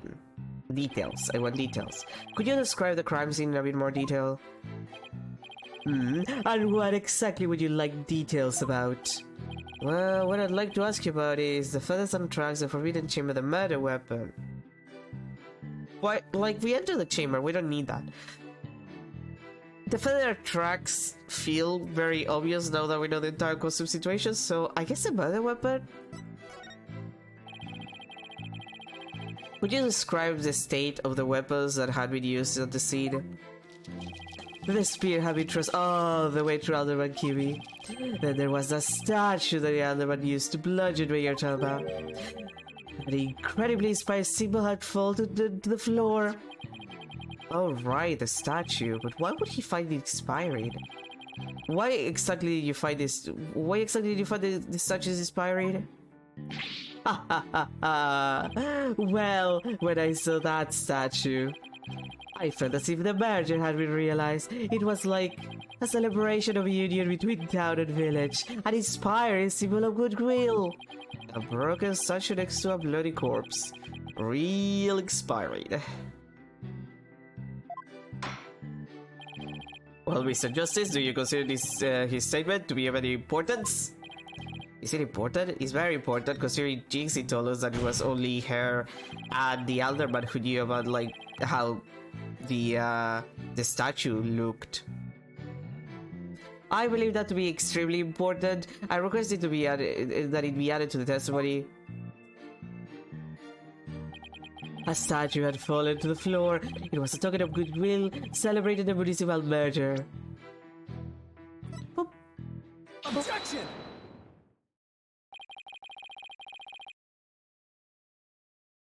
Your lies have finally betrayed you, Mr. Labelle.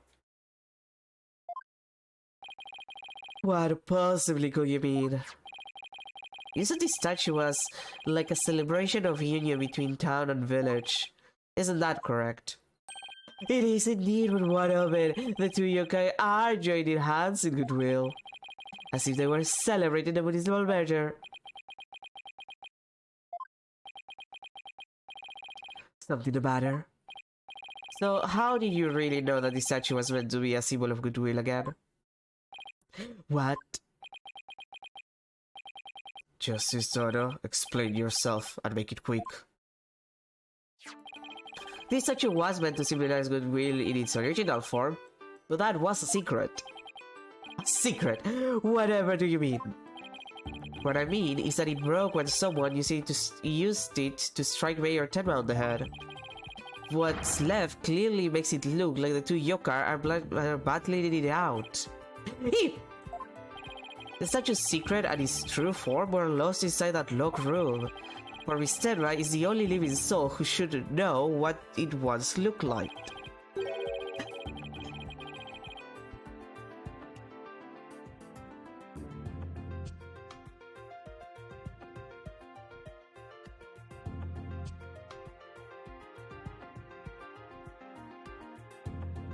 Excuse me, I have to blow my nose again.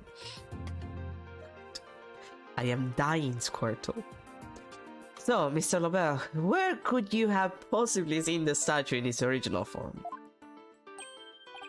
What do you mean, where? The only possible answer is this. You saw the statue in its original form, right there in the room where the Alderman was murdered before it was broken. How dare you?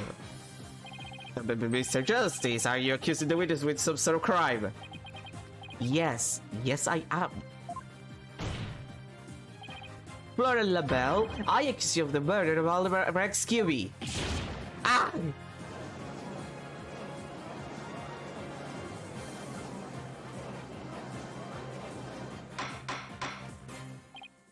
Order! Mr. Labelle, you've been accused of murder. Do you have anything to say in your defense? How could you possibly accuse me, the embodiment of beauty? Way to go, Apollo. This is the conclusive evidence we needed. Magnifico! We got you now. We know you killed the Alderman. Now admit it. Silence!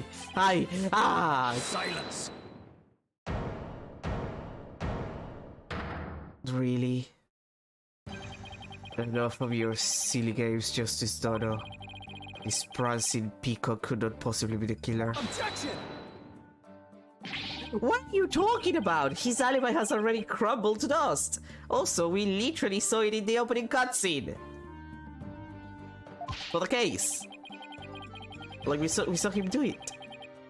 And I just proved that he was in the Fox chamber while it was still locked tight. Silence! Well, could he have not seen the statue in its true form before the murder? After all, he was close friends with the Elder One. Ergo.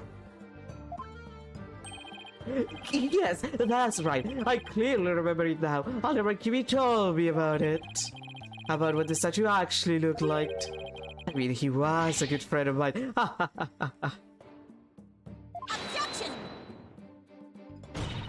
Yeah, right, he wouldn't show you a secret gift just like that. Silence. Moreover, it has already been proven that he was not present at the scene of the crime. It has? Forgotten, have we? Recall the little scab statement, if you will. When JC Terra unblocked the Fox Chamber, she saw the alderman and the mayor collapse therein, and no one else. Oh. Dang it. The fact is, it was you two who made that apparent in yesterday's course session.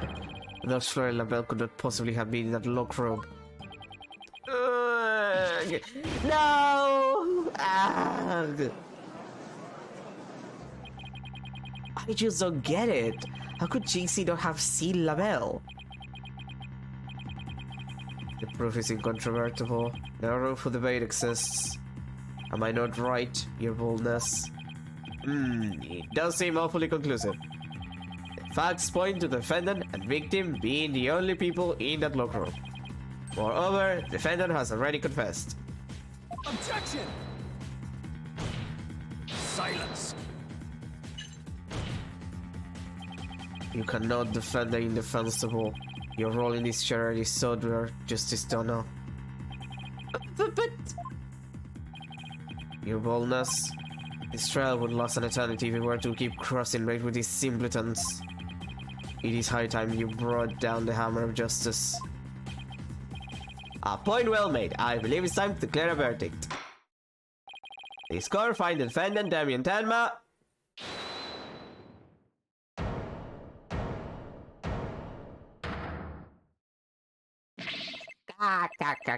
It would seem that my time is at hand. Mayor Tenma?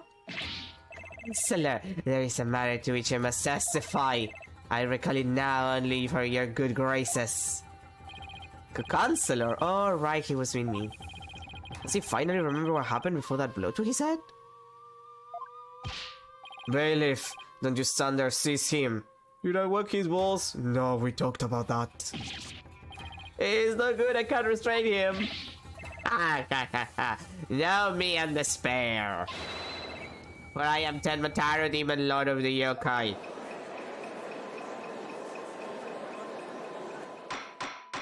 Okay. Mr. Justice, do something! Since when am I responsible for Kurt's security? Apollo, this is no chance. We might get some new information out of him. Your Honor, seeing as our client has something new to say, I believe due process demands that we hear him out, even if he is a yokai. When you put it that way... Still, I believe testimony by a yokai is unprecedented in the legal world. Unprecedented in absurdity, more like.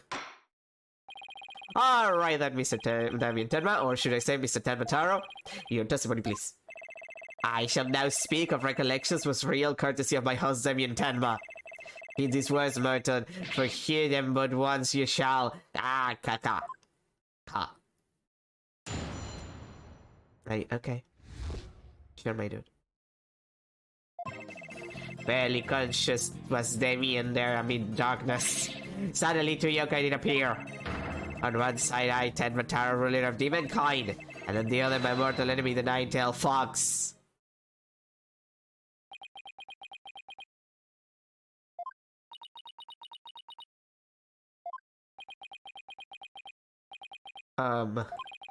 So is the defendant asserting that the room he was in was very dark at the time? Strange as it may be, yes, indeed, all was in darkness. And the part about Tenmataro and the Nine-Tailed Fox being there? Yes, that too. Tenmataro turned overhead and the Nine-Tailed Fox clear gold. I call anyone abuse, Your Honor. It would seem the defendant's recollections are not to be trusted. Yes, well, truth be told, my host's recollections are still a bit fuzzy. As he held dreamed, that happening lingers in his mind. Apollo, maybe I can help here. Really? Oh, you mean... Yeah, I can hear it. The discord in his heart.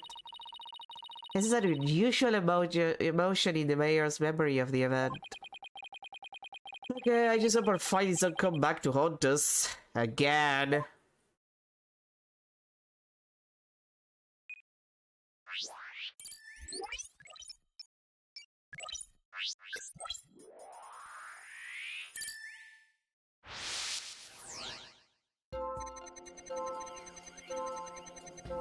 Uh-huh.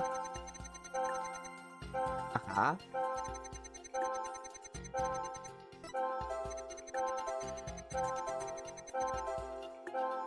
Okay, why are you happy? Got it! Why are you happy about it? When the nine-tailed fox appear, you not only experience shock and sadness, but also something like joy as well. Joy. Perhaps it was joy at the light coming to my eyes at long last. A long and terrible cricket did pierce the silence, and then there was light. On reflection, it was a door that did produce that infernal racket. A creaking door. Oh, you must be talking about the forbidden chamber door. It does make a lot of noise. So this means the forbidden chamber really was open? But what about the sudden light he described? I think I know. He mentioned darkness and Tenmataro towering overhead. Maybe the mayor wasn't really in the fox chamber at the time of the crime. Mr. Mayor, did the darkness that you were in happen to be here?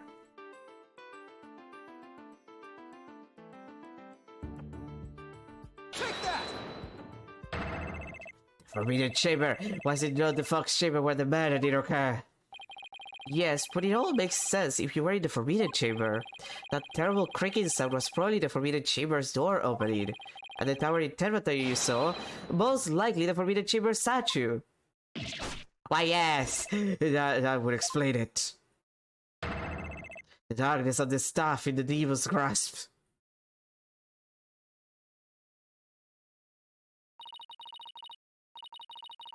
But even if all that's true, then what about the nine-tailed fox?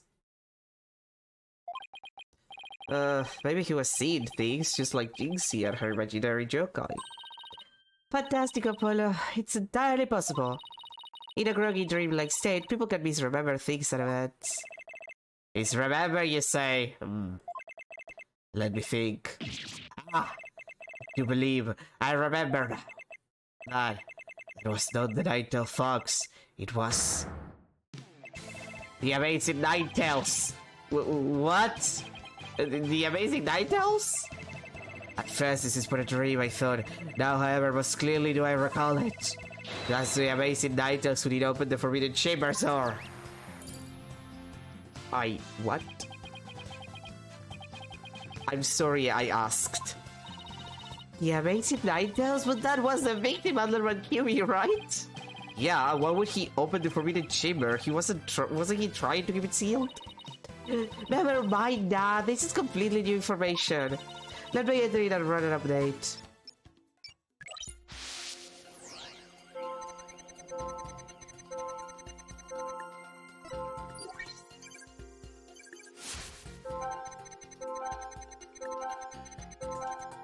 Uh-huh.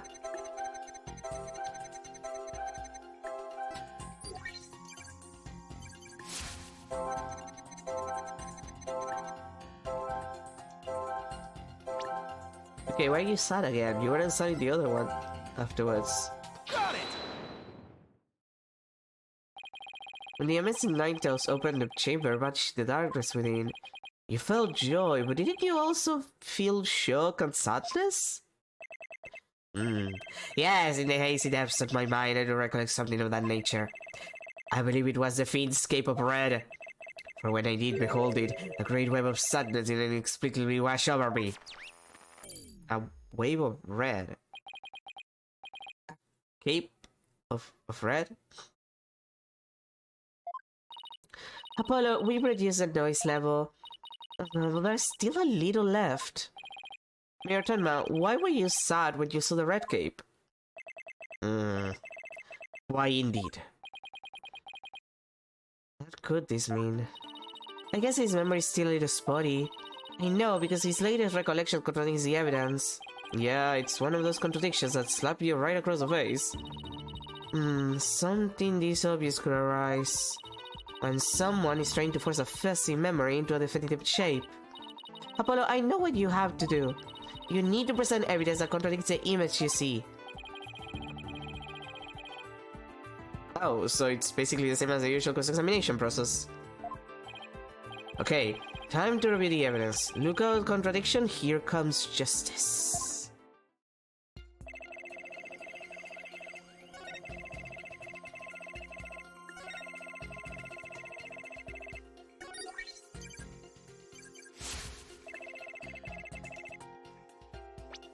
Yeah, and he couldn't have that because it's supposed to be golden.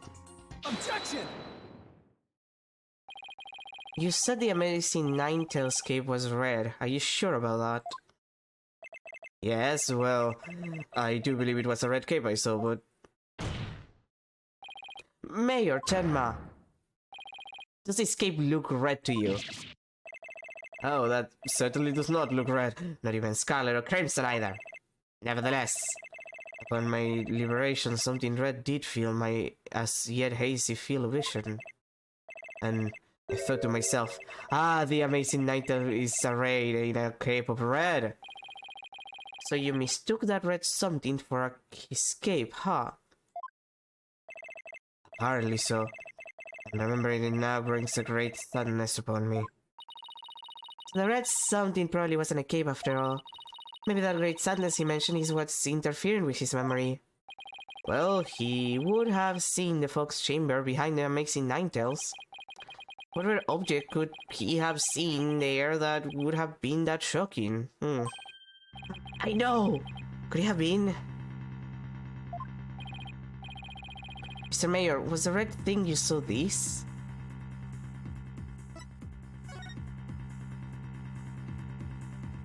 Like the blood?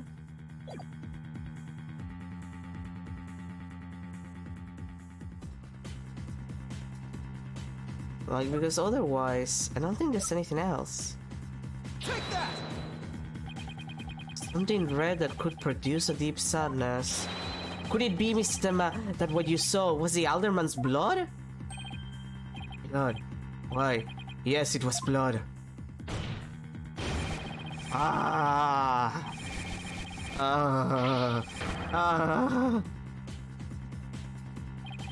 It's all coming back to me now. It wasn't a red cape that I saw. It was lying behind the amazing Ninetales, the Alderman's bloody body.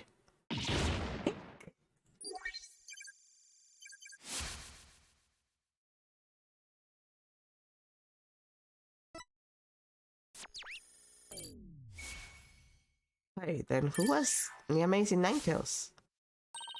His noise level is down to 0. I think he's remembered everything now. Does this mean the amazing Ninetales killed Alderman Kiwi? But the Alderman was the amazing Ninetales, so how exactly would that work? Hey, I ask you first. Well, Mr. Justice, you sure know how to make a complicated matter even more complicated.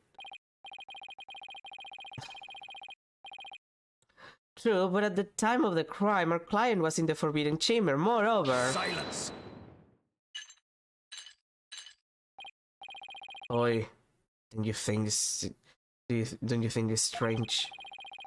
The little scum has already confirmed her father to be in the Fox Chamber, but she said naught about seeing the amazing Ninetales there.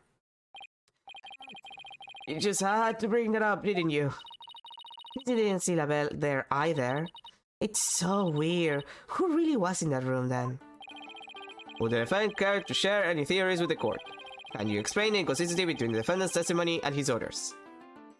I feel like I should be able to. Yes, of course, I can explain it. Because if I don't, we're in serious trouble. Not with more of your bluffs and fairy tales, I trust. Fair warning, Justice Dono. I shall have your head if you fail to explain this. Eep. What about a good old-fashioned penalty? Well, Mr. Justice, let's see if you have a head worth keeping on your shoulders. First of all, Mr. Labelle was definitely in the Fox Chamber while he was locked. We also know that Mayor Tenma was in the Forbidden Chamber based on his testimony. These two facts are crucial to my explanation, so let us consider the following question. The facts point to Florent Labelle and the victim being there at the scene. Why did Jinxie Tenma see the victim and her father, Mayor Tenma? A very good question indeed, and I suppose you have an answer for us. Sadly, you would be supposing wrong. You think she could have mistaken Labelle for the mayor? Well, if she did, then the question is, why did she do that? Well, how about that explanation, Mr. Justice? I believe the time for questions is over. The defense says that Flora Labelle was at the scene of the crime. However, Jinxie Temba has testified that she saw her father collapse there. If she has in fact misremembered the event, what could have made her do so? Well, the only way it would make sense is if Labelle was his versus Temba. The figure Miss Temba saw was not her father. It was a dandy dress as her father, which is hilarious considering what her father looks like. It was really Labelle disguised as Damon Tenma. Silence! That is a complete impossibility. Their faces are utterly unlike. How could you explain that away with a mere disguise? Yes, they both do have incredibly distinctive faces. Maybe the disguise completely hide his face? I think Jinxie would have mentioned if she couldn't see her father's face. If it was that sort of disguise, wouldn't she have removed it? Oh, right. Your sword is as dull as your mind, Justice Zono. Till I show you what a truly sharp blade is capable of. I think I'll back!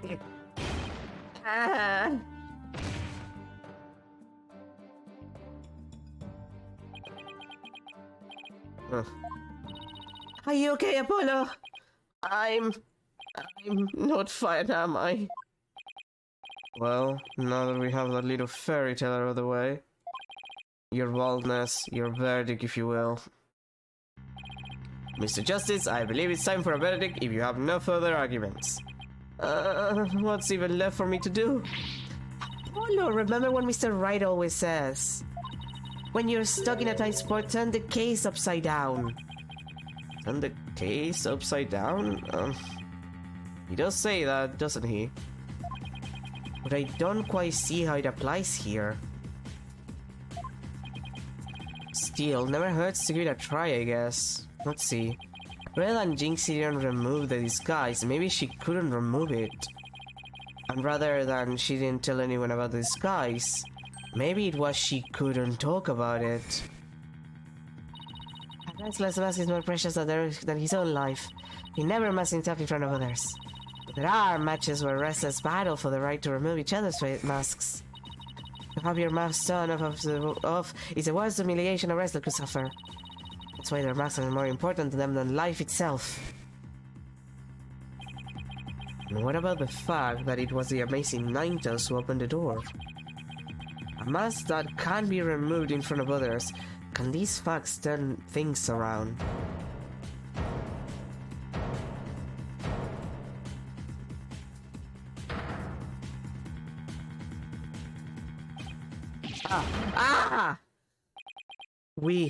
We got it all backwards. I can't believe that I guessed that it was gonna be that, because I said it early on this case that Mayor Temba was gonna end up being the twist is gonna be that the mayor, like right at the Alderman, the mayor was gonna be the wrestler, because he was like, oh yeah, he's definitely I think what I said was more like, that guy is definitely the wrestler, speaking about the Alderman, but also, like, if they want to turn this around, like, if they were to turn this around, it would be like the mayor and nobody knows, and part of the reason, like, he's, like, being insistent about the mayor is like, look, dude, I've been doing this wrestler thing to help your town for, like, weeks, months, years, whatever. You need to throw me a bone. Like, I think that was my general idea. I can't believe I was right. Apollo? I think we might have made a huge mistake. Your boldness, I see no need to further indulge them in their silly little farce. The defense has no proof. They never did and they never will. Then it seems I must announce my verdict. Objection! I do have proof! Do you know? Alright, but these better be good, Mr. Justice. We can solve the remaining riddles by turning all of our assumptions upside down. Why Jinxie Tenma mistook Mr. Labelle for her father? Why she couldn't remove the costume or tell anyone about it in the first place? These riddles are inextricably linked to Mayor Tenma's secret identity. A shocking secret identity that will turn the entire premise of this case upside down. This piece of evidence clearly reveals Mayor Tenma's secret identity. Take that! Ah! What absolute claptrap. Poppycock. Battle Dash. We thought the Alderman was the amazing Ninetales and the mayor was Tenma Taro. That's why we believe the mayor killed the Alderman in his lust for Ninetales Vale. And it was the basis of the prosecution's entire case against our client. However, we got the whole thing backwards. Mayor Tenma wasn't Tenma Taro at all, he was the amazing Ninetales. What's this?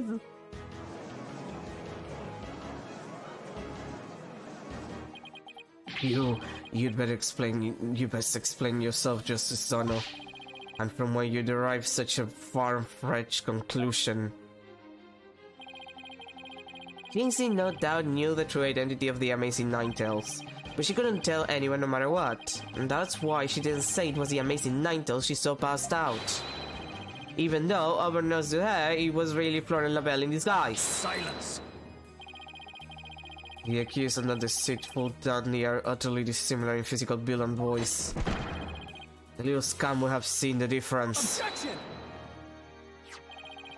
Remember, Mr. Labelle had his own brand of cosmetics. Why couldn't he fake a different build too? And anyone speaking through a mask would naturally sound different. Silence! Why did she not simply pull the mask off? Objection! A masked wrestler's disguise is more precious than life itself. As a huge fan of the amazing Ninetales, she would never dare unmask him.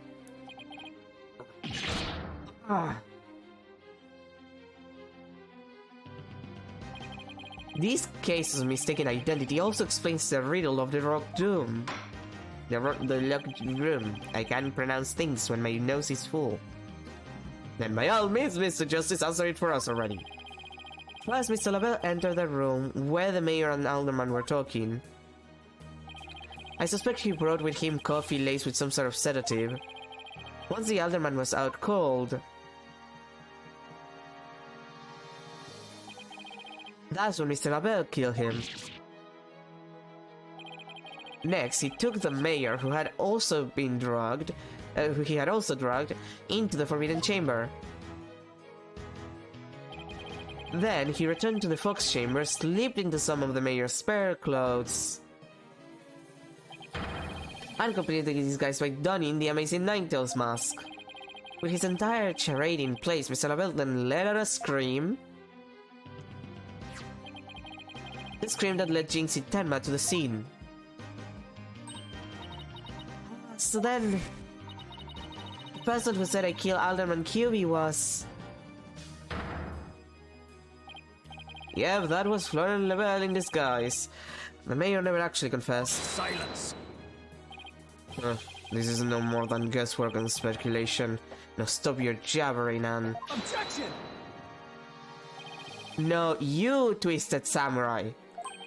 This time you stop your jabbering and let me finish making my case! Once Miss Tenma left the scene,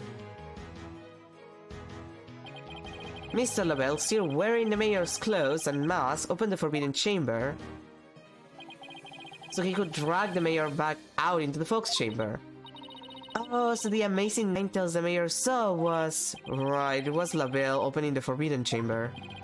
Second time Mr. Labelle opened the door to the Forbidden Chamber, he happened to catch the thief in Mr. Filch by surprise. Startled, Mr. Filch in his Tenma Taro disguise ran as fast as he could away from the room. As he did, he left behind him a trail of feathers and tracks. and gave Miss Tenma the scare of her life in the hallway. With no one left to witness the events that had occurred, Mr. Lavelle then proceeded to drag the sleeping mayor back into the Fox chamber. I see. Well, that certainly does make sense. Then, after dragging the mayor back into the Fox chamber, Mr. Lavelle threw the mask out of the window and fled the room. Silence! For this absurd theory to work, it requires that the defendant be the Amazing Ninetales. However, he was the one pushing for the municipal merger. That such an individual could possibly be the Amazing Ninetales is preposterous. Objection! The mayor was blackmailed into pursuing the merger. Miss Tenma's life would have been in danger if he had openly voiced his opposition. That's why he created a secret identity as the Amazing Ninetales. Ah! This is madness. No one could possibly hatch such an insane plot. Okay, Black Quill, I hate to break this to you, but like every single Ace Attorney game has at least one incredibly fucking amazing dumb fuck plot that makes no fucking sense. The last one involved blaming a child for a murder that included a man getting shot with a 45 caliber. Like, I cannot explain to you how dumb that was. This is not even the most insane shit had gotten, okay? No one except the killer has no one except a killer as insane as his plot, and I'd say Florian Lavelle more than qualifies. Foolish mortal, it is at your own peril that you forget who I am! Mayor, Tenma, it's okay now. Jinxie will be safe just as soon as Mr. Lavelle is arrested. You are the Amazing Ninetales, aren't you?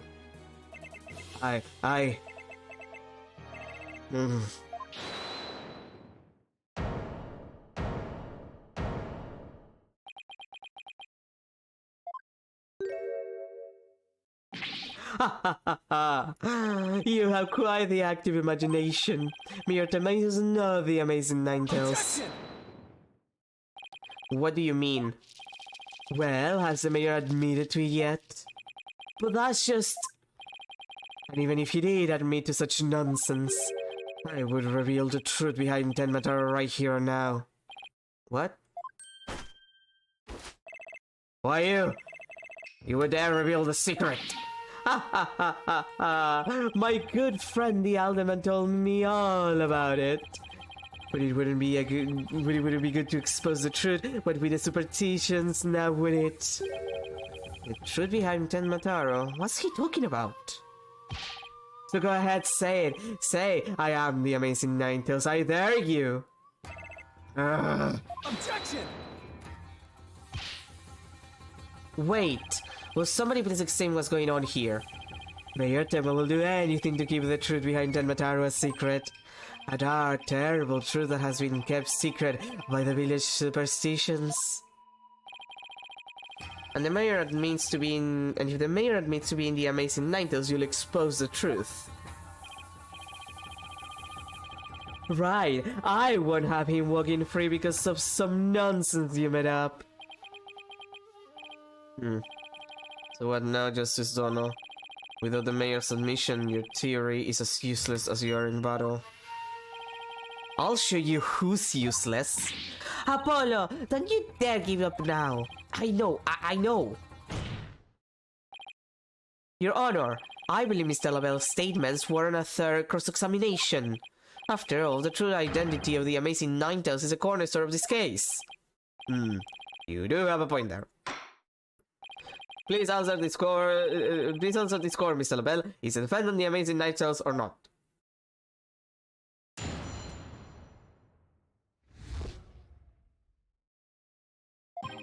The Amazing Ninetales' true identity is not Mayor Tenma. The mayor would never admit to such utter nonsense. But if he did admit to such nonsense, I will expose the truth behind Tenmataro right here and now. And that would bring ruin upon Ninetales Vale, just as the superstitions say. Would it though? Would it bring, ruin? Talk about out of the pot and into the fire. At this rate, the mayor will be found guilty for sure. Honestly speaking, if Mayor Damien Tenma is not the Amazing Ninetales, I'm afraid I don't see how the defense has much of a case here. Ha ha ha ha ha. And let's just leave it at that, shall we? We all know how Alderman Kiwi was the amazing Ninetales anyway. I mean, that's so Ninetales Vale made a comeback. The Alderman was so popular. There's gotta be a hole in that testimony somewhere. But I don't even know where to start. Since we don't have any proof that the mayor is the amazing Ninetales, then we'll just have to get him to admit it himself. But if he admits it, Labelle's going to expose the secret behind Tenmataro. We are so close, I know it. The defense may cross-examine the witness.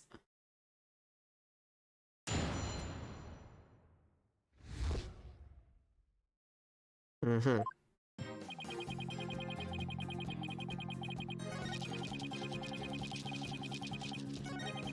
Uh-huh.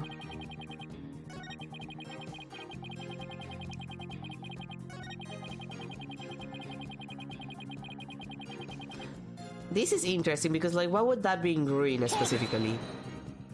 Do not gaze upon Tenmataro. Do not tell others if you see him. Isn't that the village superstition? What the village superstitions say?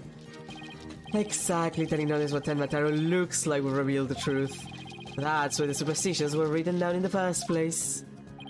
And Ruin coming to the village if you free him? Is that a warning not to expose the truth? Ha ha ha ha! Bingo! And that truth is Tenmataro is a great, great, inspiring fortune. That's what the whole battle over Ninetales Vale is all about. Tenmataro is a great fortune. Come to think of it. Only that is the greatest quick get rich quick chance in the universe. Grandpappy told me all about it. Said there's an amazing treasure in there. Could Tenmataro actually be...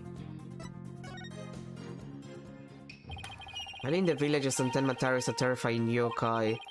It's what has scared them away from the Forbidden Chamber and the treasure within. That's how the treasure has been kept secret all this time. Ha ha ha ha ha ha. Well, well, well. It seems our ace attorney here has uncovered the truth that must not be revealed. Mayor Tenma looks like he wants to keep the truth hidden as much as I do. Tragedy is doomed to repeat itself as long as Tenmataro exists. That's why the secret must be protected.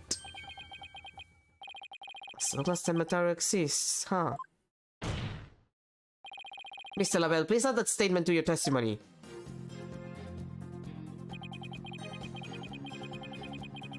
Yeah, about that, he doesn't exist anymore.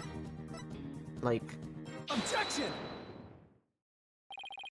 Mr. Labelle, what if Tenmataro no longer existed? Revealing the truth will no longer be an issue, would it? If Tenmataro no longer existed? Ha ha ha ha ha! What on earth are you talking about? Oh, apparently you haven't heard. Tenmataro no longer exists. But I guess you didn't get to do a thorough search of the key after the key was taken from you. Because when we searched the Forbidden Chamber, there wasn't any treasure there. Really? Well, maybe you weren't looking in the right place. Sorry, but I have proof that Tenmataro no longer exists. Take a look at this figure. What do we have here? It looks like some sort of creature. We found this in the Forbidden Chamber. It's an Asuki Koso figure. The great thief Asuki Koso used to leave them at the scene of his crimes. Are you suggesting that Tenmataro has been stolen? Yep, Phineas Filch's grandfather, a master thief, was the culprit. And by that hideous, moronic caretaker grandfather, no less. You! I know! My beautiful golden Tenmataro was. The greed inspired by Tenmataro can no longer bring rain upon Ninetales Vale. Isn't that right, Mayor Tenma? The root of tragedy would indeed seem to be gone. In fact, I now recall the Alderman revealing the secret to me on the day of our meeting. He must have been speaking of Tenmataro. For he said to me, the gold ingot was gone. The gold ingot? You mean the treasure that is Tenmataro's true form? Recall, if you will, the scroll in the Forbidden Chamber. Tenmataro is a yellowish object shown there.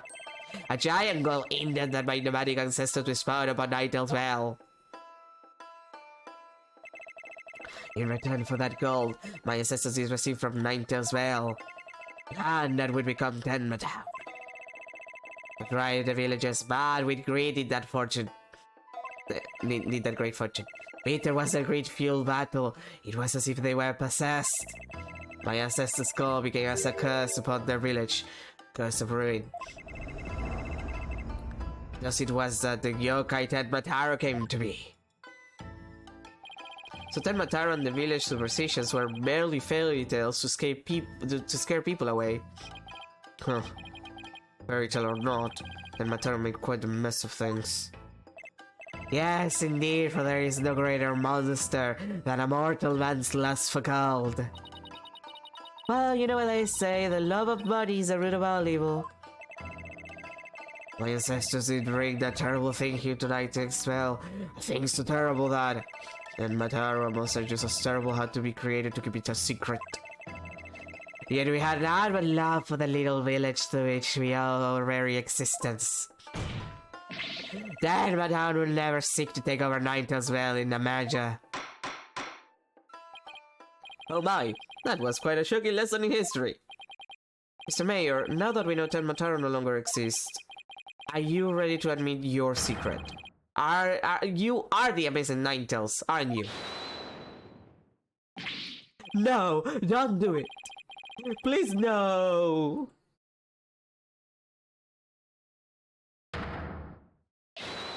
Begone, you demented demon! Now where was I? Golden Dawn of Yokai, the amazing Ninetales is indeed me.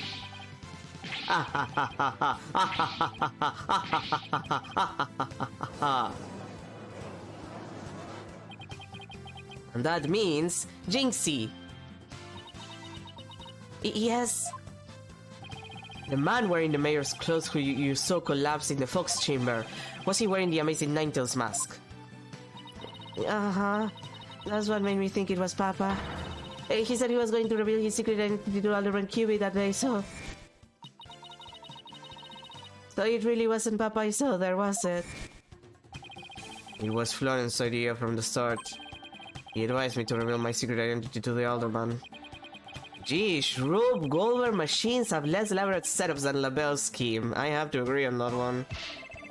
You may rest easy now, little Jinxie. That monster's deception is through. The true facts behind this case have finally come to light. Mayor Tenma did not kill Alderman QB, but Florian LaBelle did. How dare you, peasant! No! Yeah. Silence. What the fuck is it now? What is it? Justice, daughter. You should at least have a real blade in your hands if you decide to cross swords with me. Or have you mistaken this battlefield for a training ground? What's this guy want now? Evidence is like a razor-sharp blade that cuts through bone, as though it were butter. We have only blind guesses. A dull blade incapable of cutting even a cake. Damn, that's well, it depends on the cake. Like, dull blades are used to cut stuff, my dude. Like butter. And some cakes, actually. He has you there, Mr. Justice. After all, evidence is everything in a court of law. But... They're right. Let's see some evidence. Of course, a perfect being like me wouldn't leave any incriminating evidence behind. This is the final battle. Just as a samurai must live and die by the sword, you will live and die by the evidence you hold. My swift blade of judgment awaits. Now present your conclusive evidence, or don't you have any? Oh, crud. Do I have anything conclusive? Good question.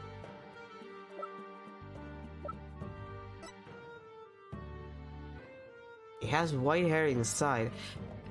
I assumed it was Alderman Huey because of it, but... washes out with water. If it comes in white... Evidence. Oh, I have evidence. You do? Of course. It's just a conclusive evidence we need too. I'm going to finally prove Mayor Tenma innocent. Here comes justice. Let's review the facts. You don't need to do that, just let me select the evidence. The most damning evidence against the mayor was the crime scene itself. The mayor and the victim were the only two people found in the room. Also, we all thought the alderman was killed because he was the Amazing Ninetales, but as we know now, of course, we're way off. The Amazing Ninetales is really Mayor Damien Tenma. That's why when his daughter Jinxie saw the Amazing Ninetales collapse on the scene, she mistook him for her father. Those are the facts that we have revealed. However, Mr. Labella says that he did not leave any evidence of the scene of the crime. But he didn't say anything about evidence outside the crime scene. Maybe he's not as clever as he thinks he is. Does any of the evidence found outside the crime scene provide any clues? Well, yeah, it's the amazing, like, it's a mask.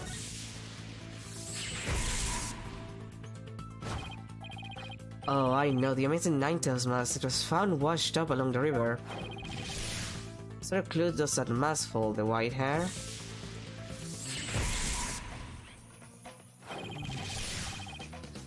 And what about the hair left in the mask? Who does it belong to? Well, obviously it's gonna be LaBelle.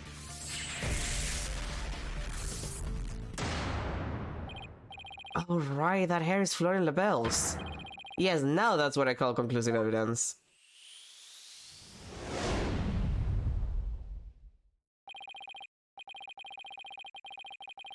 Okay, I need to ask, which video game did they play before, like, while they were producing Apollo Justice, that they did, like, this entire, like, that entire thing reminds me of, I don't know, it's giving me the feeling that it reminds me of a different game that is also, like, an investigation game, but I can't pinpoint which one it is. Like, there's something, like, even the lettering that is used for it, like, it reminds me of something, but I'm not sure what. I'm not entirely sure what it reminds me of. I also feel like that's kind of unnecessary. Like, you can figure it out very easily. You don't need, like, the entire, like, mental setup there. Well, Mr. Justice, do you have any conclusive evidence to present to this court? Of course I do. Observe this mask, if you will. The mask, how is that conclusive evidence?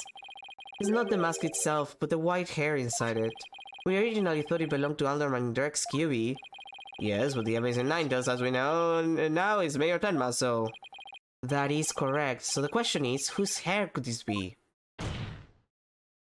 And the answer to that is the last person to have worn it before it was discarded. That would be you, Mr. Florian LaBelle. What are you talking about? I never had hideous white hair like that. Silence! It would appear your coup de grace. I know it's supposed to be grass, but like my mind is just grass. Failed to hit its mark. This freakish fop is not the white hair type. Because he's busy being one ludicrously garish color or another. Objection! No, Prosecutor Blackwell. It's you who has made a fatal error. What? Remember where this mask was found? It washed up by the side of the river. With that in mind, this last piece of evidence will solve all of the remaining riddles. Yeah. Take that! Ah, that's... Well, what is that? This is Mr. LaBelle's own private brand of hair color. It washes out with just water. The court will also recall that the Amazing Ninetales mask washed up along the side of the village river with white hair inside it. What's this? Are you saying that Printing Peacock's hair color is... That's exactly what I'm saying. Mr. LaBelle's hair color is a freaky work of fiction. But thanks to the river flowing through Nineville still, we now have a real-life exposé. Ah! The white hair in this mask is conclusive evidence proving you're the real killer. A DNA test is all we need to prove it, and we both know we'll get a match. Admit it! Florian LaBelle, you were the one who killed Alderman Rex QB. You! Peasant! How dare you! Ah! Oh, dude. Dude, calm down. Calm down. That much perfume is gonna kill you.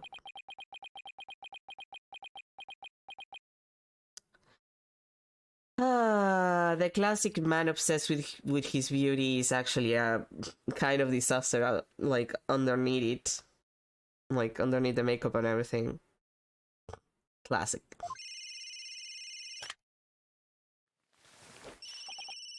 Hello, this is LaBelle. But the project is off. This is LaBelle. The sponsors are pulled out. LaBelle speaking.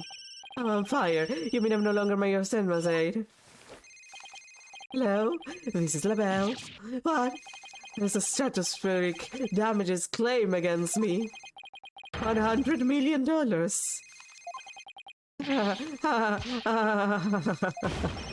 I'm finished. Washed up. Zika forget me. I'm done.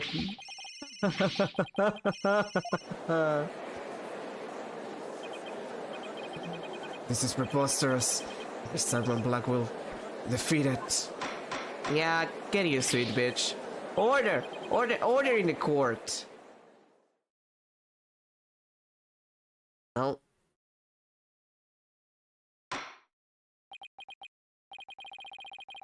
Well, this is quite the unexpected outcome. Agreed. Well, not really, but agreed. I must hand it to you, Mr. Justice. You really turned this case on its head just like the other lawyer, Phoenix Wright. Wait, that was a compliment, right? Prosecutor Blackwell, what have you done with Fleur LaBelle? The defaced man has withered like a flower without water. One of the officers is currently tending to him with a sprinkler. Wouldn't that just wash even more of his makeup off? Allow me to explain the actions of the guilty party in detail. The motive, of course, was to steal the gold ingot known as Ten Mataro. However, few are allowed into the manor due to its cultural ties to Ninetales Bell. LaBelle set in motion plans to gain access to the manor and the gold within the other measure. But the efforts of the amazing Ninetales saw those plans come to a halt. And thus, LaBelle murdered the alderman and attempted to pin the blame on Mayor Tenma. I see, but what I still can't comprehend is why he would go after the gold in the first place. Mr. LaBelle doesn't look like someone who is in need of financial aid. LaBelle hid his past wealth, much like he hid his beauty with makeup. He's mired in debt. Debt to pouring money into a brand only he could love. Which is why he sought the gold with such voracity. So basically, this wouldn't have happened if he was actually good at business. Like, that is literally the end result of this situation. If he had actually done whatever the fuck was necessary to, like, promote his brand and get it sold, he wouldn't be in this position. He's just that self-centered. So he's a fucking idiot. Too bad for him, someone else has gotten to it first anyway. I see. Very well then. I believe it's time to clear a verdict. This car finds the defendant, Demon Tenma. Yay!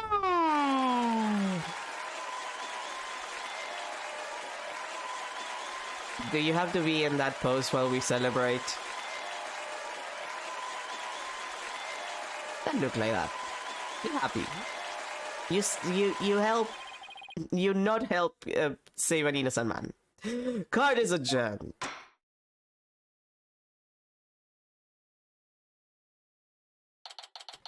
April 19, 1:33 p.m. District Court. Defendant lobby number 3. That was some seriously good lawyering, Apollo. Even I didn't see that coming. It just got lucky, I guess. You banished Mataro from Ninetales well like you were some kind of exorcist. There's still one thing I don't understand. How come Mr. Labelle didn't kill Mayor Tenma too? He could have set it up so the mayor murdered the Elder Man and died from a counterattack. That would have removed at least one possible fly from the ointment. I was wondering about that too, but I have a hunch Labelle was biding his time. He was planning on exposing the amazing Ninetales true identity himself. Huh, but why? Because the mayor was the amazing Ninetales. Had Labelle succeeded in framing Mayor Tenma for the Elderman's murder, the wrestler's popularity would have plummeted once his identity was revealed. Oh, I get it. If the amazing Ninetales was just killed, he'd die a hero, but if he was proved a villain, his fans would abandon him, making the merger that much easier. Right. Then when the merger was complete and everything cooled down, he'd be able to search the Forbidden Chamber at his leisure.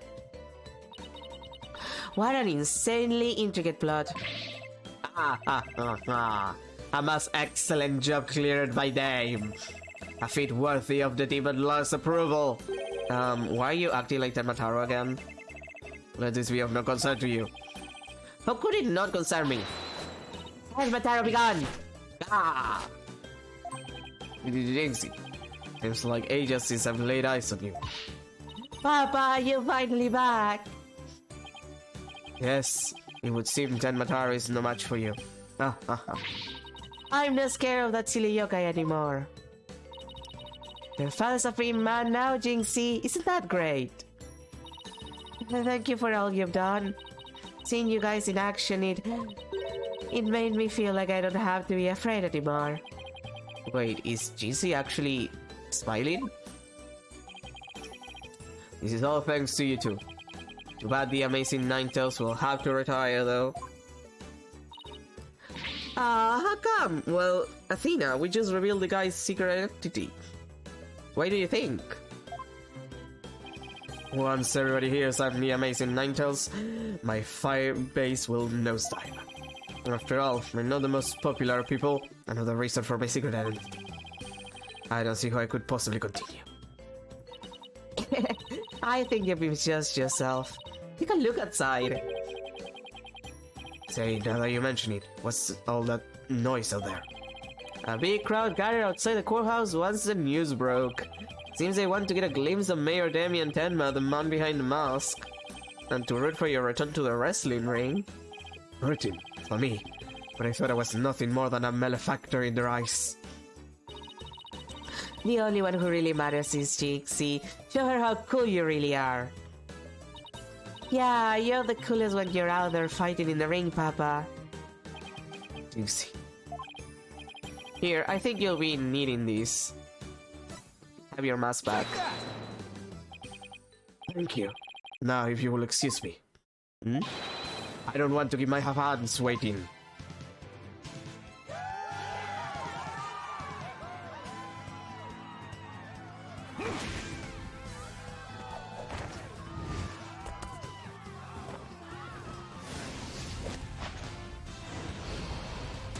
Ninetales forever! How is he so muscular under the suit? I sure hope they can settle the problems between Tenma and Ninetales well. Me too. I'm sure they'll be fine. After all, the blackmail/killer is behind bars and the measure is no longer an issue. Plus, the amazing Ninetales is obviously still a hit, and I suspect Ninetales will be too. And it's all because we believe in our client, just like you said. Okay, people. Now that we got that one in the bag, let's go get something to eat. I'm starving.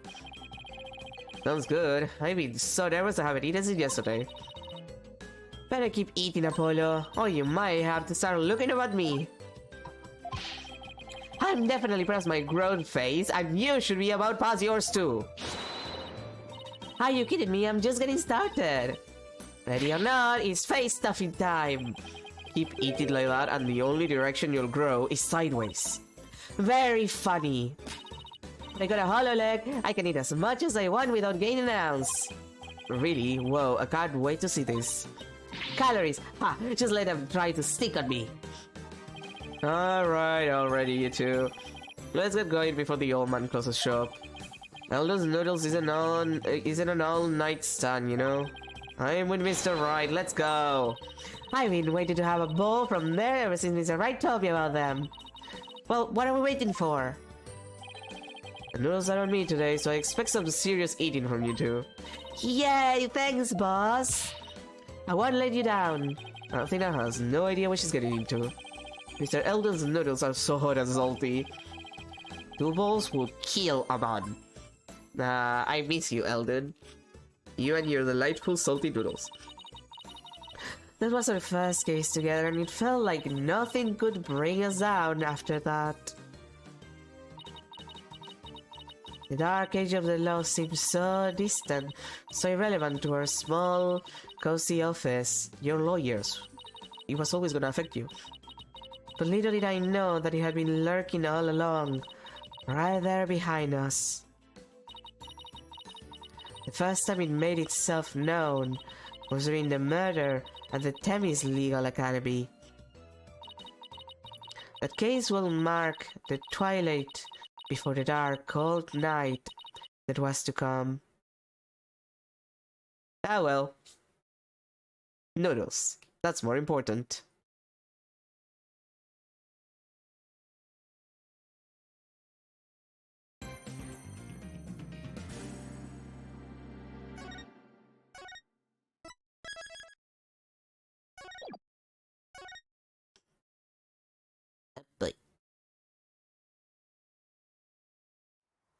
Themis Legal Academy, a prestigious high school with alumni in the highest echelons of the legal world.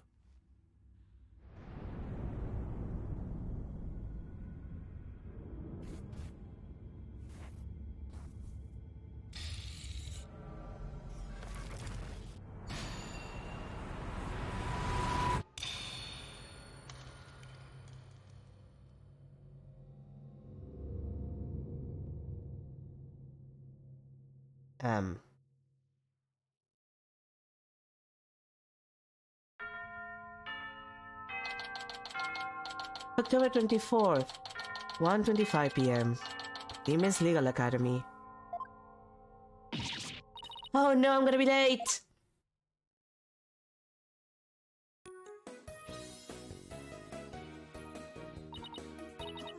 Oh, finally! So this is it, the illustrious Themis Legal Academy. This is the place where many distinguished lawyers and prosecutors got their starts. A news spread that Mr. Wright had gotten his attorney badge back. He received a call from the school asking him to pay a visit. Mr. Wright brought us along, hoping we'd learn something from the experience. But no, I had to go and blow it by getting here 30 minutes late. At least it's not all business today. After all, today is the school festival. Oh boy. You know, let's take a little intermission. We'll get to the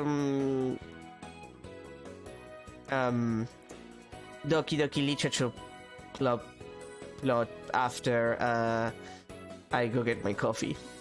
Why was that the first game that I thought it could have been anything else? I guess I just have it very on my mind lately. Anyway, I'll come back in a sec.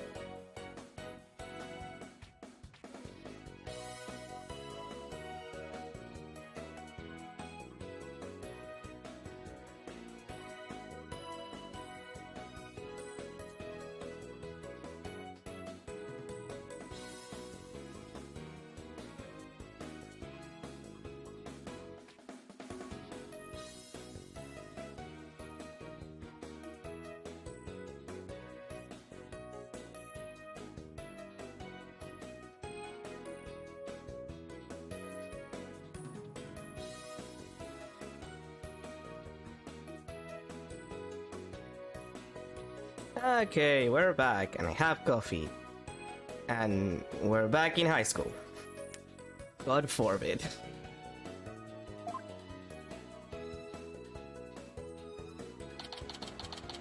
Mock trial, culpable curry, justicious diner. Okay, prosecute and classy cafe. Okay. I kinda hate this. October 24, 1:29 p.m. Temmie's Legal Academy, first floor hallway. Wow, this place has school festival written all over it. Literally. But why all the cold stares? Is it because everyone's in a school uniform except me? Well, I like the way I dress. Wonder where Mr. Wright and Apollo are. Your attention, please. This is an announcement from the mock trial committee. The mock trial will begin shortly. All students and faculty, please proceed at once to the lecture hall. Thank you. Sounds like a mock trial is about to start. But where's this lecture hall? Looks like all the students and faculty are heading that way. Might as well join them. Maybe I'll find Mr. Wright and Apollo there.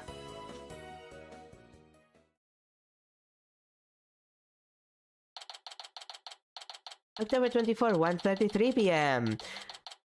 Temmie's Legal Academy, third floor lecture hall. This must be the lecture hall. Wow, they spent some serious money on this place. The district court can't even compete. Hey, Athena, over here. Ah, Mr. Wright, Apollo. I've been looking for you too. I'm so sorry I'm late. It's okay. Sorry we couldn't wait for you. But we didn't want to be late for our meeting. Lucky for you, the person we're supposed to meet also seems to be running late.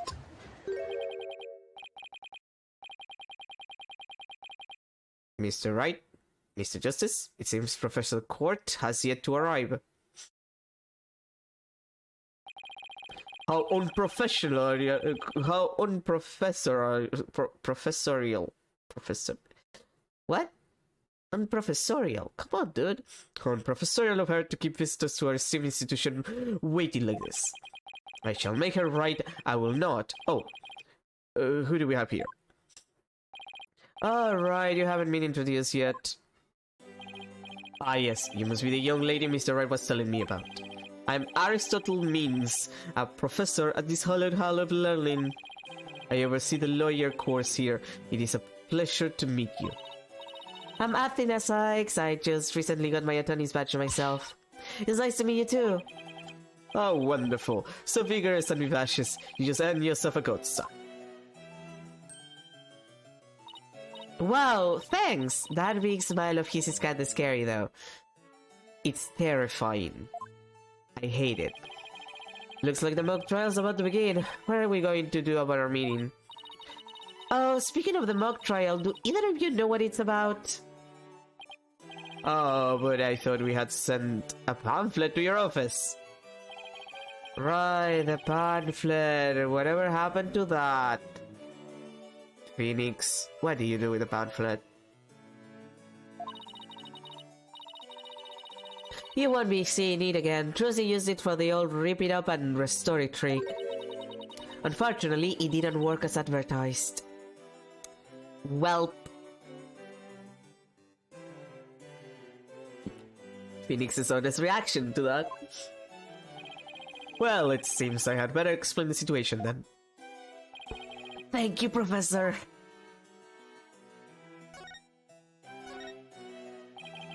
Now, does anyone have any questions? I do, Professor. Could you tell me all about your school? What an excellent question. Here's a gold star for asking. Our academy has 3 courses to choose from. Students seeking to be lawyers take the lawyer course. Likewise, budding prosecutors take the prosecutor course, and future judges the judge course. Wow, you have everything here for someone who wants to seriously pursue a career in law. This is so silly, considering, like... Again, I don't know how it works in other countries. But like here, no matter what you want to do, you go and do a career in law anyway. Like, it's just a normal ass career in law. And then you just have to, like, lick boots and suck dicks until you get into a position you want, metaphorically speaking. Like, a lot of... Not so much the lawyering part, not so much the... like, that. But, like, if you work as a prosecutor... yeah, you basically have to, like... use, you know, make friends. And I'm pretty sure the same is with judges. Judges here, they're supposed to retire at 65, but most of them don't, because why would they? So there's this entire thing of like waiting until they retire so you can replace them. Like, it's kind of how it works in colleges as well. It's like you're a professor and you get to retire whenever the fuck you want, except legally you have to retire at 65, but they just fucking don't. So you have like a 75-year-old fucker like giving you classes. No offense to them, I'm sure they're very smart, it's just like it's very common. And lo and behold, they have like 3 assistants who are all waiting for the motherfucker to either retire or die so they can get his position. Because that's usually what happens, is like they're left to, you know, they're left to the next of kin, I suppose. In metaphorically speaking. So, the mental image of just like someone just finishing their career and immediately starting to work as a judge is hilarious to me. Like, where does that actually work? Like how? How would that work? You get to be chosen. And I guess in some places you get to vote your judges, at least on them on like municipal level. But if you wanna get like a better position, if you wanna be like a Supreme Court judge or some shit, you definitely have to be doing some handshaking and boot licking and metaphorical dick sucking. That's just how it works, baby. Yes, well, that's what it means our school that's what makes our school special, and today even more so. After all, we are to be treated to a lecture by the legendary attorney Phoenix Wright. We can't wait to hear all about his return to the legal profession. You're giving a lecture, Mr. Wright? But you're not even a professor! Yeah, well, I'm just giving them what they want. They say that they would pay me, and I'm saving for Trucy's, you know, college. Because Japanifornia doesn't have free colleges. Did you even know you were meant to be giving a lecture here today? Yeah, sort of, but I came early because I was supposed to have a meeting with the head of the judge course, Constance Court. It's been a whirlwind of a morning, let's leave it at that. Professor Court, she's a wonderful instructor, but quite unpunctual. Oh, so that's who's late. And what I've had, our esteemed Mr. Wright here, is scheduled to hold a training seminar tomorrow, in addition to today's lecture. A training seminar for lawyers? What exactly does that involve? Why, it involves the very skills that make a lawyer a lawyer! Stop smiling at that, it's terrifying. The arm angle when shouting objection, the proper way to strike the podium, how to protect one's voice, and most importantly, how to bluff your way to victory. Huh? Who exactly do you want me to teach stuff like that to again? What a wonderful question. You just earned yourself a gold star. The great honor of taking a seminar by a famous lawyer and a famous prosecutor. That is what is at stake in this mock trial, the crown jewel of the school festival. Stop smiling like that, I am begging you. I am begging right now. The mock trial in question is a prestigious event that every student aspires to win. The top student in the lawyer course and the top student in the prosecutor course face off in a simulated court case set in this very school. As for the case itself, we select the best script written by a judge course student and base our case on that. Oh, a one-on-one battle. How thrilling! So if the student studying to be a lawyer wins, they get to take my training seminar. But what if the other student wins? I'm not a prosecutor, so... There's no cause for alarm. We have a famous prosecutor ready for just such a case. But exactly who it is, well, that is a special surprise. A famous prosecutor? No, it can't be. Professor means forgive me for interrupting you and your guests. Oh, it's a girl. I thought it was a man. Wait, Junie? You're back? She's back. How is she back? Juniper Woods, what the fuck are you doing here? Well, how is she back? Also, that's quite a change in hairstyle, baby girl. I'm Juniper Woods, a senior in the judge course. Professor, this trial will begin shortly, since you'll be delivering the pre-trial speech. Would you mind waiting up in the balcony until we're ready for you? Hi, how very organized you are, Juniper. You send yourself a gold star too. But what about Professor Court? Well, I suppose she'll eventually arrive. Now then, I trust you will look after our visitors, Juniper. Yes, of course, Professor Means. Juniper? Juniper Woods? Is that you? Hmm?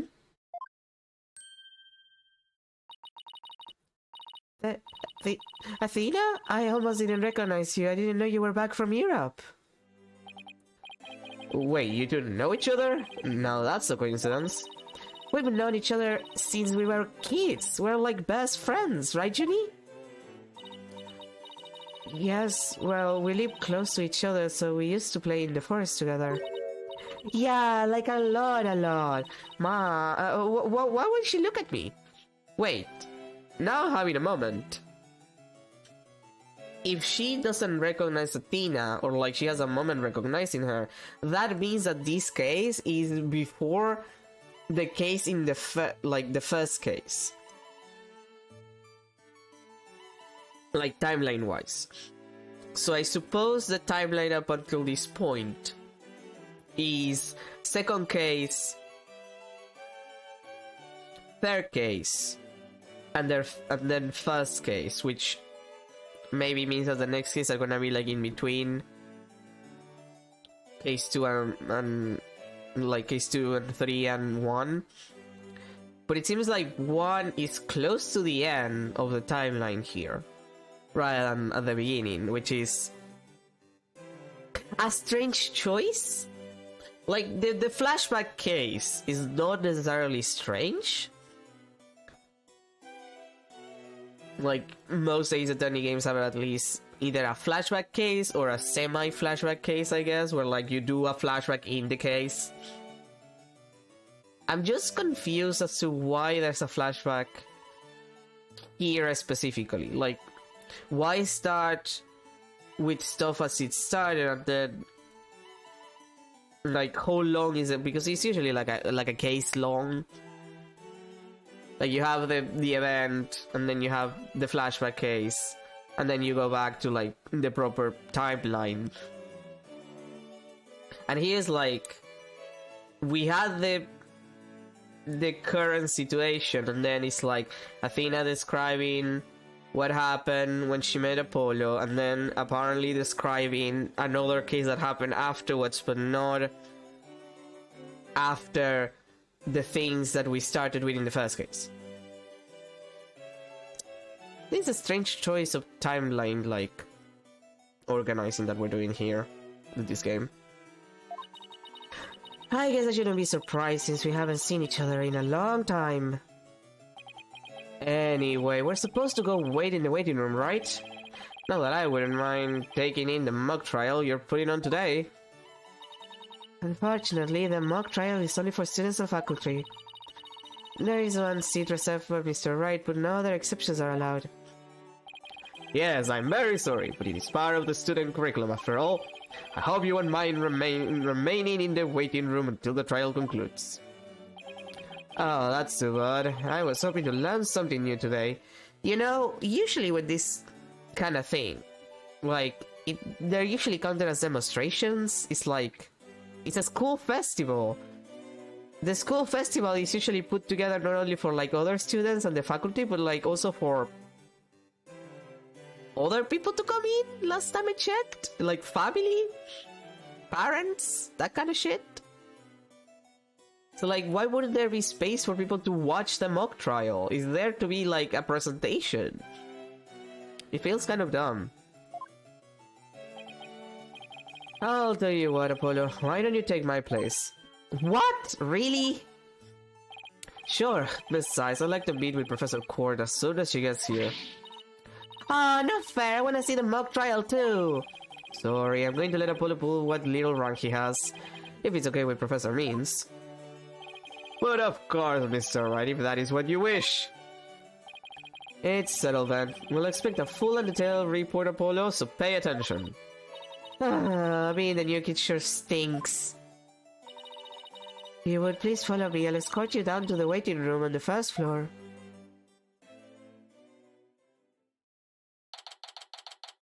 October 24, 2:15 p.m. Emmy's Legal Academy. First floor waiting room. Still no Professor Court. It's been over 30 minutes. Mr. Wright's snoozing away on the sofa. This is so boring. I should have hid in the lecture hall and spied on the mock trial. Eek! What was that?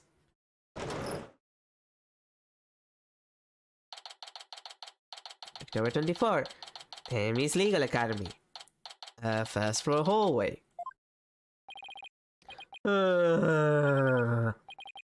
Athena, I could have sworn you saw something fall down and break. If you go running, they'll think it was you. Well, it wasn't me. I think it came from somewhere outside. Oh, well, we better go have a look, seeing as everybody else is in the lecture hall. Okay.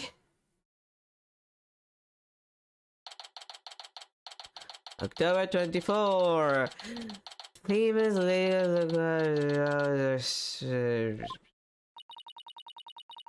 Is this stage for some sort of concert?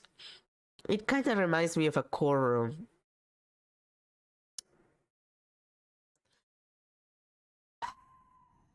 That purple color there.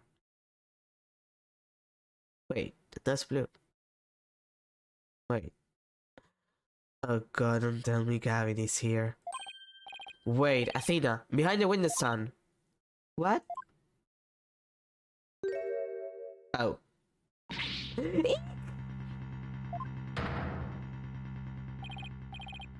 Professor Court, can you hear me? Professor! Wait, that's who we were supposed to be meeting with? This looks like our meeting being cancelled for us. No way, this can't be real. Athena, please, every single case in Ace Attorney is a matter. That's just how it is. I called the police, they should be here soon. I'll go tell everyone in the lecture hall too. No, wait, they'll find out soon enough once the police get here. Let's do our own crime scene investigation before it gets too crowded around here. Huh? Are we even allowed to do that? It's no big deal as long as we leave it exactly like we found it. Plus, no, never mind. Anyway, we should look around while the scene's still fresh. But, okay, you're the boss.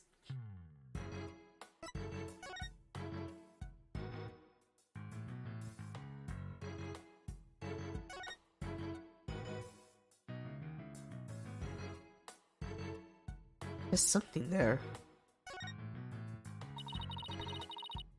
We should start by studying the body. I wonder what the best angle for this. God damn. I wanted to see what the fuck was there. I guess I really do have to examine the body. Well, I guess I better get used to stuff like this if I want to be a full-fledged lawyer. What do we have here? A book. I'm guessing it fell out of her chest pocket. Wait, what if it's her diary? That's the most private thing a girl has. True, but considering the situation at hand, my apologies to the late Professor Court. No, don't! Looks more like a planner than a diary. Hugo Connor. Meet with Hugo about that report yesterday. Important. For mock trial, final confirmation. Meet with Mr. Wright about training seminar. Every page seems to have the same sword mark printed on it at that. I still think a careless steps of privacy, but this may help us solve the case.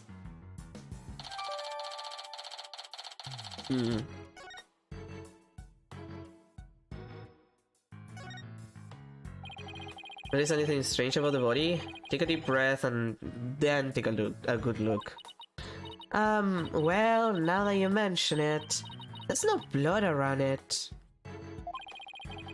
In the victim's body's skull and rigor mortis has already started to dissipate. It would appear that quite some time has passed since Professor Court was murdered. Thing is, the quad was packed with students up until the start of the mock trial. Wait, then does that mean she was killed at a different location? Oh, I know, the killer moved the body here while everybody was in the lecture hall. That's a definite possibility. Notice anything else? Her arms are raised over her head and there are dark bruises around her wrists. Yeah, the professor was probably tied up with something. Eventually, her wrists were unbound and as she reached up to stretch, she was killed. Actually, I'm not so sure about this theory. Well, there's not exactly a lot to go on.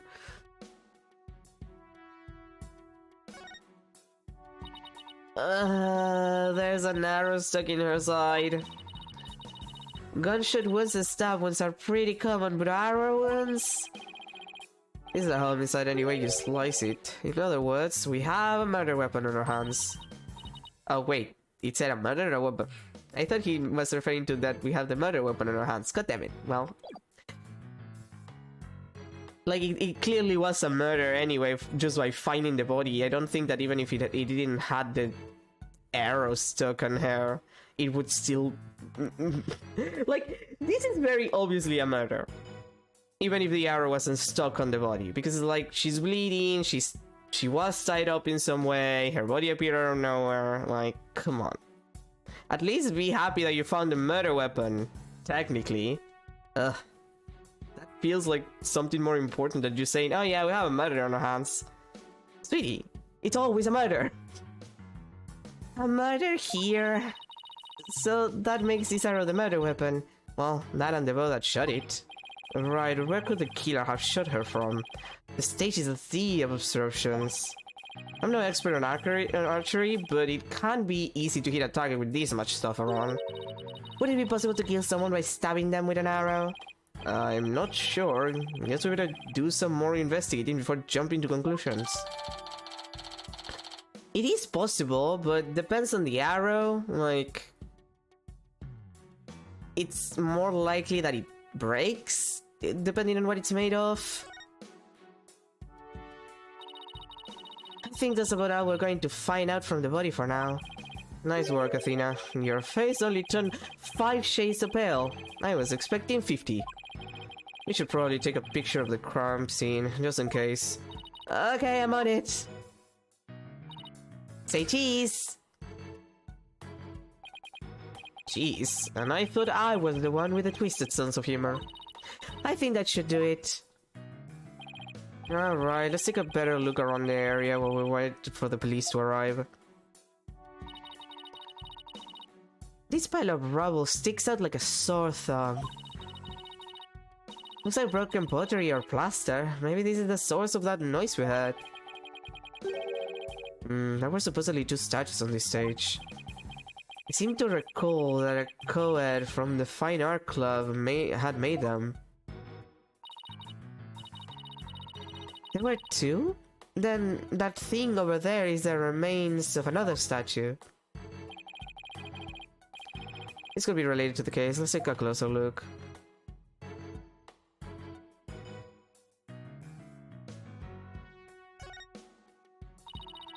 There's something buried in the rubble. Themis Herald. Wait, we shouldn't disturb it. Let's just read what we can. Final act in Torrid Love Triangle Center on campus She-Devil Juniper Woods. Never had a lawyer course genius and hot-blooded prosecutor course student. will go head to head in a mock trial battle for the She-Devil's Black Heart. Hugh O'Connor has declared that he will confess to her if she wins. Wait, what? I seriously wish I hadn't read that. You'll find that more shocking than discovering a murder victim's body. But we're talking about my friend Junie here. She's never let guys on like that. Athena, you don't believe everything you read, do you? This article is clearly written with malicious intent. I'm not buying a word of it. They're teenagers. They write shit to make each other unhappy and... I don't know. To fuck around. They fuck around and find out, Athena. That's what teenagers do. You're right, but it's still disturbing, even if it's a third-rate tabloid material.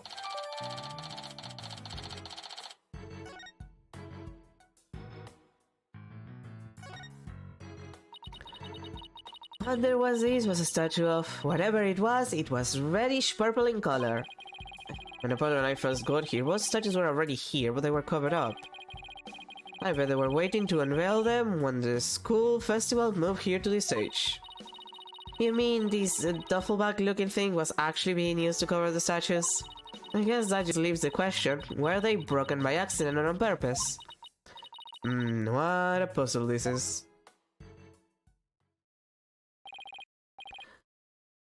Mr. Right, Athena! Oh, here comes Apollo. I've never seen anyone move so fast. Listen, something really happened. I was at the mock trial with the police and a body had been found on campus. That's right, and we're the ones who phoned it in. We found Professor McCord dead behind the witness stand over there. What? Can you show me? He's so excited about it too. What the? Yeah, Polo, she's fucking dead. Come on, get on with the program. We already had a quick look at the body. It's definitely a homicide. Once the police get here. No, I know it's a homicide. I'm shocked because it's the same, exactly the same. Whoa, there, Apollo, take a deep breath and explain what you mean. It's the same, the body that is. It's just like how it was in the mock trial. What? It's like the mock trial? I know, it sounds crazy, but... The body's location and position, the murder weapon, the lack of pooling blood.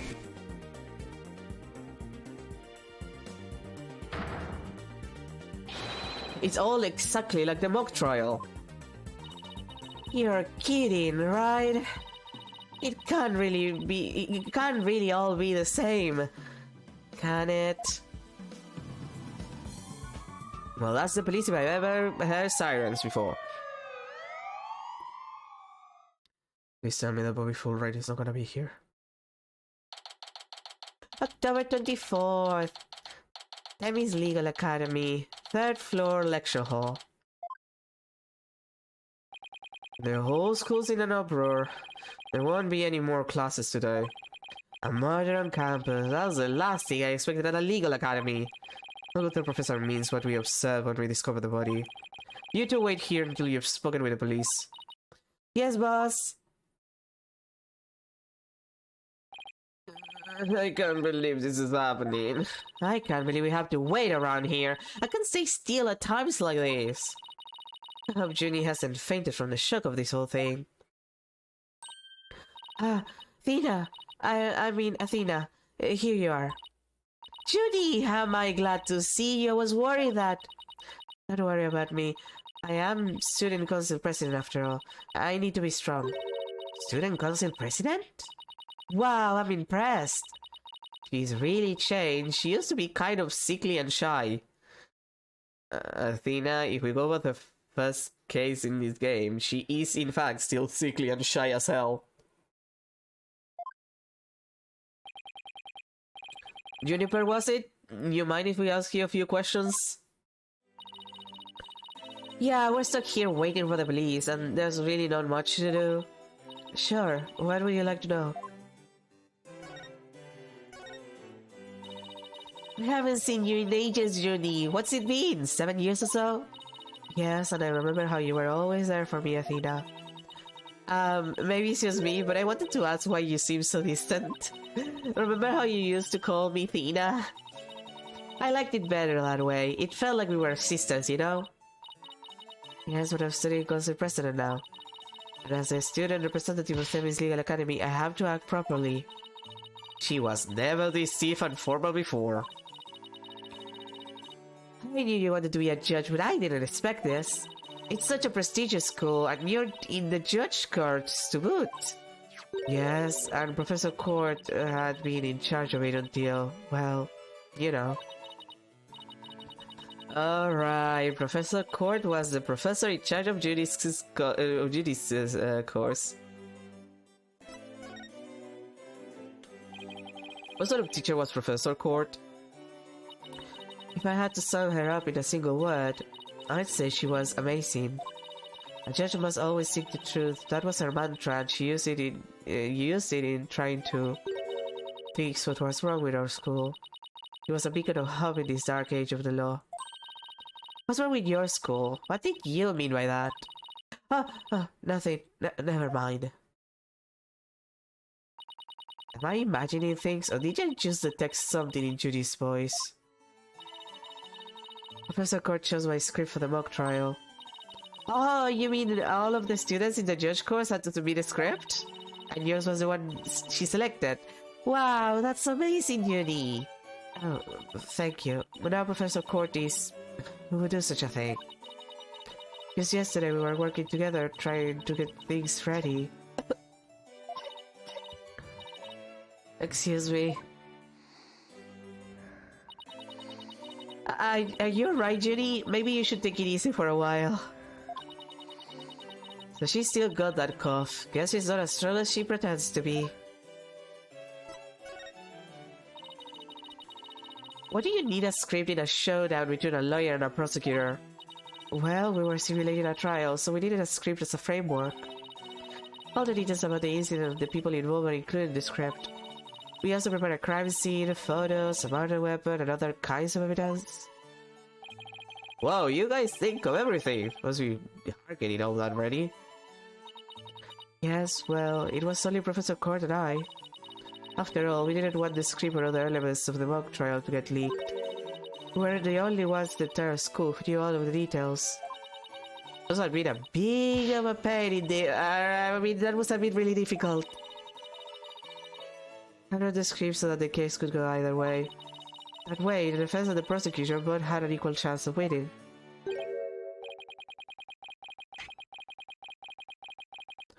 If you think that's all she's capable of, you got another thing coming. Huh? Who say that? Oh, you guys. Juniper's genius doesn't stop at her brilliant script. Yeah! She gave an award-winning performance as a defense man! I think I found a rival to my course of steel. Hugh, Robin, aren't you going to introduce yourself to our guests? As student council president, I won't have you treating them rudely. You're right. I heard Mr. Wright was bringing a couple of guests with him. And that would be you two, Apollo Justice and Athena Sykes. Yep, I'm Athena Sykes.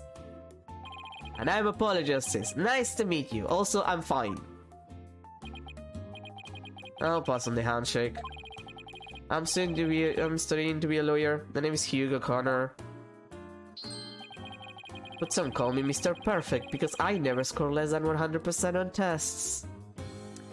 Man who is asking to be kicked in the balls has appeared. Most pretentious introduction ever. And what's in his hand? Is it glued to the inside of his pocket or what? Jeesh. Let me be the first to apologize for Hughes' totally rude introduction. Sorry! Now here's my intro. I'm Robin Newman. I'm studying to be a prosecutor, like the really cool kind that nails the bad guys. No! Where's the sincerity? So he makes pottery too. And what's that bracelet contraction for? Jenny sure has made some unusual friends. These were the lawyer and the prosecutor in today's mock trial. And even though I wrote the script, I also played the part of the defendant. A final act of torrid love triangle center on campus she-devil Jennifer Woods. Level-headed lawyer, course genius, and hot-blooded prosecutor, course student will go head-to-head in a mock trial battle for the she-devil's black heart. Wait, these two are the guys who supposedly have a thing for Junie? Huh. Juniper, come on, your role's way beyond just that. That's right, the mock trial's just the start. She's also in the school's festival main event. Live on stage, Juniper Woods, and the crowd goes bananas. Whoa! I'm supposed to sing at the school festival. All of the other girls were too embarrassed to try out, so... My Junie singing on stage in front of people. Wow, she really has changed. Athena she just said that none of the other girls wanted to do it. I feel like this is a situation less of the, oh, she decided to choose this, and more, she was the only person who could be emotionally manipulated into doing the thing that nobody else wants to do. Which is, if you ask me, kind of fucked up.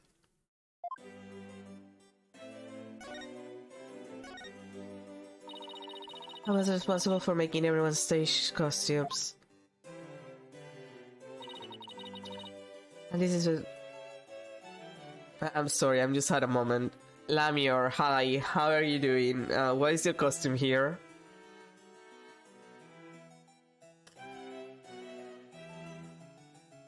Like... Oh boy. Oh no, are we repeating the...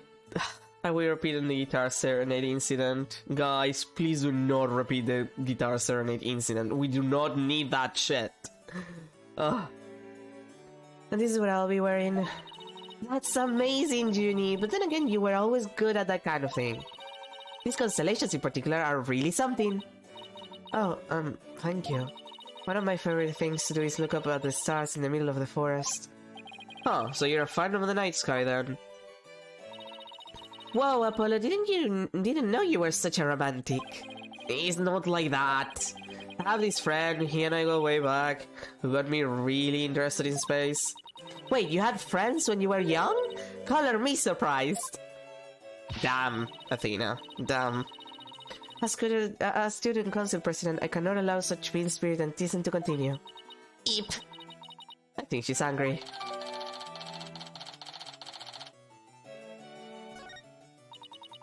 The costume was no problem, but as for singing, I'm not sure I... No! You can do it! That's right, and anyone who says otherwise will have to answer to me. It's like a chivalrous love triangle. A damsel in distress and two knights in shining armor. Maybe that Themis Herald article wasn't too far from the truth. Speaking of the latest news, I wonder how the mock trial turned out. So, how did the mock trial end? We were just about to reach a verdict when the police arrived. Now we'll never know how it will have turned out. I guess that's what happens when there's a real murder during a fake murder trial. It ended right before the verdict? Talk about bad timing. I was this close, man! I bet I would have won! But I bet the defense wasn't too badly either. It wasn't doing too badly either, right? Apollo, you were watching the trial. You should have known. Zen and the art of mastering the bar exam. Civil law, corporate law, and criminal law. Damn. We'll say this some other time, and I assure you I will win when the time comes. Like I'm gonna let that happen, I don't think so! I hope they don't end up hurting each other. Oh, don't worry, the three of us have been good friends since we enrolled here. Huh, we even have proof of our friendship. Proof? Like physical evidence? Proof? Yes, we're studying for a career in law, and in the legal world, evidence is everything. Yeah, as long as our friendship lasts, you can bet we'll be carrying them around. Ah, the famous Themis Legal Academy ingenuity at work. So what exactly is this proof of friendship anyway? Well, It's a secret. And if I show you, it will be bad luck. Oh, okay. That's disappointing. I knew it. There's definitely some discord in Junie's voice. Our friendship is sacred and inviolable. Inviolable. Really? You're gonna use that word? Inviolable? I mean, I would have... It feels kind of weird to say inviolable in this kind of situation. It's not something to be put cheaply on display. Proof! We don't need no stinking proof! Us three are friends forever! I can hear discord in their voices too, but they're talking about their friendship. What's going on here? Something wrong, Athena? No, it's nothing. Alright then. Hey, isn't that... Everyone stay where you are! Don't move a muscle! I fucking knew it was gonna be this asshole, god fucking damn it. Detective Fulbright, is something wrong?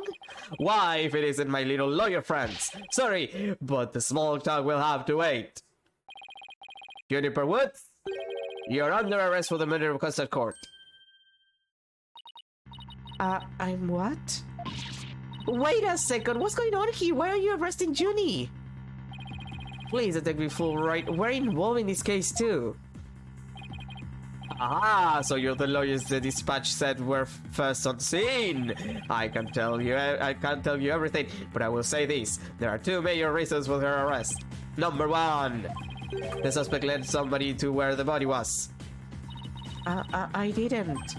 And number two, the crime scene is exactly how the suspect portrayed it in her script. But you can't arrest her on just those grounds. True, well there's more. However, Prosecutor Blackwell specifically told me not to say more than that. So Blackwell's the prosecuting attorney on this one too? Detective, alright, we found this in the suspect's pocket. Why there's blood on this. That's evidence we made for the mock trial. Mock trial. Never heard of such a thing, but it sounds fishy to me. Real fishy. Now if you would, officers. Yes, sir. But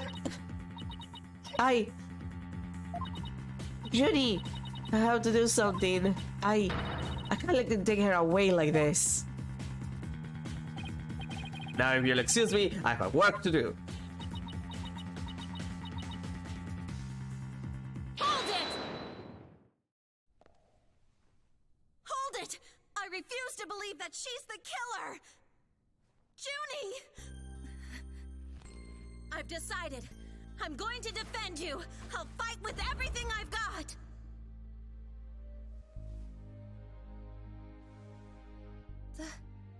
Dina. Junie, it's good to hear you say that name again. Now kiss. Hey, to interrupt your bonding time, but... And you're rather new to all this. You're barely even a lawyer. Well, I don't have much experience, and I may need a pull on Mr. Right help at times. But nobody believes in Junie as much as I do. I'll help you too, Juniper. There's no way you murdered your professor. Dina, Apollo, thank you. Thank you both. I'm counting on you. We got your back, Junie. Yes, things worked out after all. All's well that ends well. Now that you have your lawyers, Miss Wood, it's time for us to head back to the station. Well, that sucked. I can't believe Junie's been arrested for murder. Athena, come on. It's the Ace Attorney universe. Either you're getting accused of murder or you murder people. There's no in between. Well, I guess sometimes there's a little bit of in between, but there's no in between. And I can't believe I accepted her case without asking Mr. Right! Take a deep breath and relax, Athena. I'm here to help with whatever you need. So let's get right on the case. Right. I won't have this case left in the hands of rank amateurs. Dude, I've had to do more trials on you. Of the real variety. You're a student. Go fuck yourself. How old are you even? I heard you're like 18. Yeah, you're like a child. Fuck off. If anyone's going to solve this case, it'll be me. Time to investigate. Wait, that smug little... He hasn't even finished law school! Yuck! That was totally rude! And you're not the only ones on the case, man! I'm in too big time! Juniper Woods, I'm gonna save you! Now that those two are gone, let's get back to what I was talking about in front of the stage. About the mock trial, that is... Alright, you said the victim's location, position, and so on were just like in the script. Exactly. But without the script or any props, it's kind of hard to explain. Perhaps I could be of help. Forehead? He's back! Yay! He's back! Prosecutor Gavin, what are you doing here? You two seem to know each other. Is someone going to introduce me? Why, I do believe we have a fresh face here. Greetings, Fräulein. I am Clavier Gavin. Some know me as a prosecutor, but I'm most famous for my former rock band. We were quite popular, you know, but regrettably the band went kaput. Perhaps you heard of us, the Gavinas. I was the lead vocalist. Never heard of your band. Then again, I was out of the country until only recently. But, can I get your autograph? You just met him like 3 seconds ago and you want his autograph. Forgive me, Fräulein, but I've retired from the music biz. But I'd be happy to offer my autograph of rockstar prosecutor Gavin. Okay, then that one then. She's a lively one, her forehead. Didn't know she was your type. She's the newest member of Write Anything Agency, that's all. Why do I feel like... This is like almost an accusation on Clavier's side. It's like, I can't believe you replaced me for someone younger and more feminine. And it's like, I work with her. What the fuck is wrong with you? I don't... Stop doing this. Stop ruining my life, Clavier. God. Nice to meet you, I'm Athena Sykes. Pleasure to meet you too, Athena Sykes. Now that the intros are out of the way, I'm sure you have some questions for me, Ja Heffelhead. Yeah, what are you doing here? Literally, why are you here? So what are you doing here, Prosecutor Gavin? I'm here for the same reasons as your boss, to give a lecture and training and a training seminar. So he's this famous prosecutor they invited? And I have another crucial role to play. The Gaviners are getting back together for a one-time special performance. Even though you guys disbanded, which was a shame by the way, really? What with the fact that you disbanded because your guitarist killed a person? Also, that's actually nice of Apollo to be like, you know, it was kind of a shame. Like, it sucked that it happened. Ja, I know how much you adore the music, Heffelhead. Yeah, no, this is really awkward because Apollo really did not like it, but I do feel like he's actually being somewhat sincere, but he's like, I hate what you do, but like, I feel bad that you cannot do it anymore. I feel bad for you. Like, this is like the most awkward situation for these two. Anyway, I studied abroad in Germany to get my badge early, but I did graduate from here. Wait, so that performance Jenny mentioned... I see you have already heard about that. One student representative was selected to sing with us on stage. And the stage was supposed to look like this tomorrow. 2 big banners and a pair of wicked statues. This is just an illustration, but it's not how bad. Wicked statues. Wait, are those supposed to be you and Mr. Wright? Bingo, Fräulein! And they were so big and magnificent too. What a terrible waste. But the worst part of this whole thing is... my long-awaited reunion with my mentor never came to pass. Wait, don't tell me your mentor was... Professor Court. She was the one who taught me how to think about the law. So Constant Court was your professor here at the academy? She may have taught the judge course, but she had a huge impact on me. She was fond of saying, the end is only justified through proper means. She wouldn't tolerate dishonesty, and always revered what was right beyond all else. I can feel Prosecutor Gavin's sadness. Oh no, I think I'm gonna cry. Athena, are you tearing up? Though I can't blame you, Prosecutor Gavin owes a lot of who he is to Professor Court. Otherwise he would have come out like his brother, and that guy was kind of fucked up.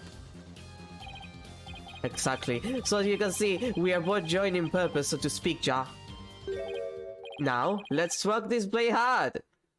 Huh? I don't follow. Let's rock what? Forget I already have forehead. I said I'd help you explain the mock trial. We're going to reprise it right here in the lecture hall. It might help us catch the killer. God fucking damn it, Claudia. October 24. Kemi's Legal Academy. 3rd floor lecture hall. Mock trial reenactment! Okay. Right. The stage is set, and you have forehead ready to rock? No, the defense is not ready to rock. Also, why are you exaggerating your accent all of a sudden? You saw the actual mock trial earlier, right? Just relax, you'll be fine. Besides, we have the script right here. Junie's masterpiece, the one everyone's been talking about. Ja, and there's only one in existence. I borrowed it, if you will. Now, Frolen, we'll need you to play the part of the defendant and Judge will spell the script. Okay, got it. I've only read the case outline so far. I don't know how it actually turns out, so I'll treat this like I'm prosecuting a real case. You, Forehead, will play the part of a fledgling lawyer, a role you were born to play. All the evidence is also here with us. We have everything we need to reprise the mock trial. Très bien! Let's get started. Defendant/Judge Athena Sykes is psyched and ready to rock. Court is now in session for a reenactment of this mock trial. Or what I like to call the mock trial. Ja, a double mockery perhaps, but a trial is still a trial. Action, baby! This is not whole bar. Let's rock. Can't we take it easy today? Objection! It may just be a mock of a mock, but there's only one way to compete. You play to win! So remember, each time I catch you slacking off, I'm holding you in contempt of court. Great. A judge that voices her own objections and abuses her judicial powers. It's like everything combined. How fun.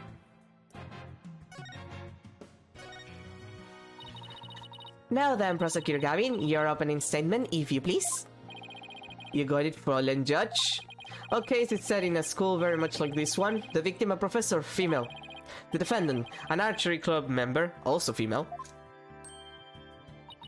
Oh me, oh my. I'm innocent. Innocent, I tell you. That's some seriously bad acting, Fräulein. Anyway, the victim's body was discovered in the middle of the quad. Here's a shot of the crime scene. Ironically, it was Professor Court who posed as the corpse. Her forehead, how did the mock trial participants react to this photo? Mr. Newman was surprised by what Professor Court was wearing. He reacted with, oh, the green sweatsuit. That's not exactly what I would pick to focus on, so why would he care about that? Too much of a fledgling to know what's important that one in any case. But in the mock trial and the actual case, Professor Court was wearing a sweatsuit. Moving right along. Hey, wait a sec. The body was discovered in the same area as the mock case, although there was a stage. Plus the murder weapon, an arrow, and the lack of blood are also the same. That's right, and therein lies the significance of this mock trial. So let's keep rocking it hard just like that. Before the crime occurred, the defendant was to meet with the victim in the quad. Let's see here. When I arrived at our meeting place, I found the professor with an arrow in her stomach. But it wasn't me, I didn't kill her. You don't have to ham it up like that, Athena. It's called getting into cart, forehead. Don't be such a wet blanket. Right, let's see. Oh, yeah, then Hugh said... A frail co-ed who used her bare hands to stab her professor with an arrow. I don't think so. At the time of the murder, a male student was seen holding a bow in the archery club, which has a clear view of the quad. He shot the arrow into the victim before my client even got there.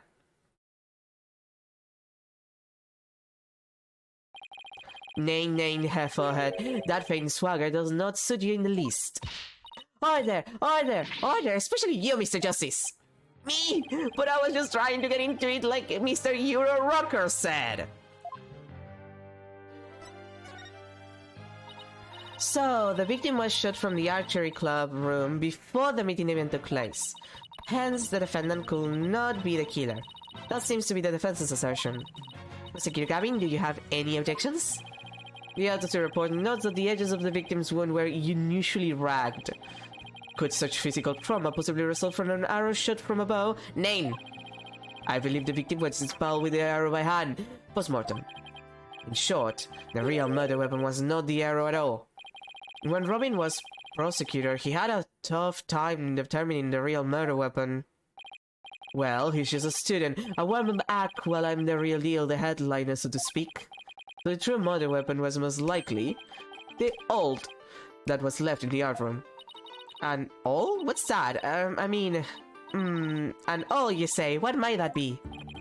It's a kind of tool used for poking holes in paper, wood, and other materials. It's kind of like an ice pick. I have a photo here if you're interested. You use that to like I've seen that used to carve stone more than wood or paper, but I guess you can use it for wood or paper. But my memory of something like that kind of tool is more for like slightly harder materials, you know, for precision stuff. Then again, for wood and paper, yeah, that would work for wood and paper. Gross! It's all bloody up to the handle. Please tell me it's just paint. Most likely fallen. Pretty realistic, yeah. Let's pretend it's all blood for now. The defendant's brains were lifted from the murder weapon. Furthermore, traces of the victim's blood were discovered in the art room. That's where I believe the murder actually took place. So the question now is, how did the body get from the art room to the stage? The murder took place in the third floor art room, but the body was found in the quad. It must have been quite a chore moving the body all that way. Not at all. There's a maintenance area and a storehouse right outside the art room. And a cart used to carry balls around was found there. Oh, I think I've seen one of those before. That's a pretty big one. A jumbo jar. Big enough to fit a person, or a body in it. The defendant dropped the body from the art room window, then moved it with the cart. That is so a high school girl could easily move a body all by herself. You don't say! Objection! A body dropped from 3 stories up would show signs of massive blood force trauma. Objection! Wait, was Clavia's voice actor also changed? That did not sound like his usual objection. Did they also change Clavia's voice actor between 4 and 5? Damn. That may be true, but you failed to account for the large high jump mat in the storehouse. A body dropped into such a mat would show no signs of burn force trauma. Yikes. It's almost scary how similar this whole case is to the mock trial proceedings. Okay, but like, that depends on how high you're falling from. I guess from a 3rd floor it's fine, like the distance wouldn't be that high.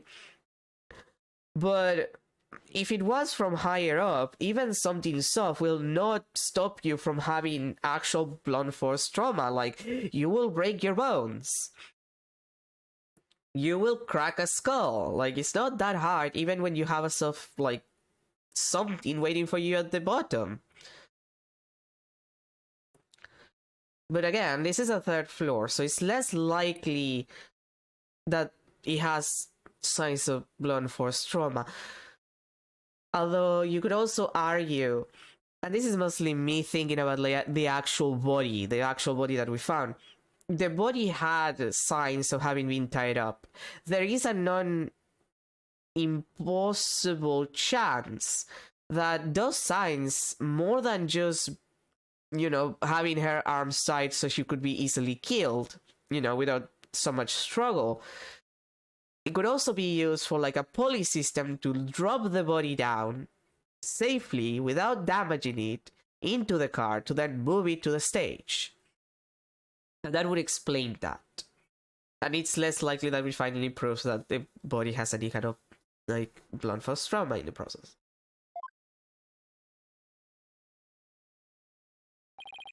Quite a crafty killer. In an attempt to cause suspicions on the archery club, they moved the body to the quad where it would be an easy shot from the club room. And the killer faked the murder weapon by inserting an arrow in the old stab wound. Sounds like he has only high praise for Jenny's script. But any further arguments from the fans? Nope, it seemed like the teacher who was playing the judge was satisfied too. Time for the finale then. Your verdict, if you please, Fräulein Judge. Huh? Oh right, that's me.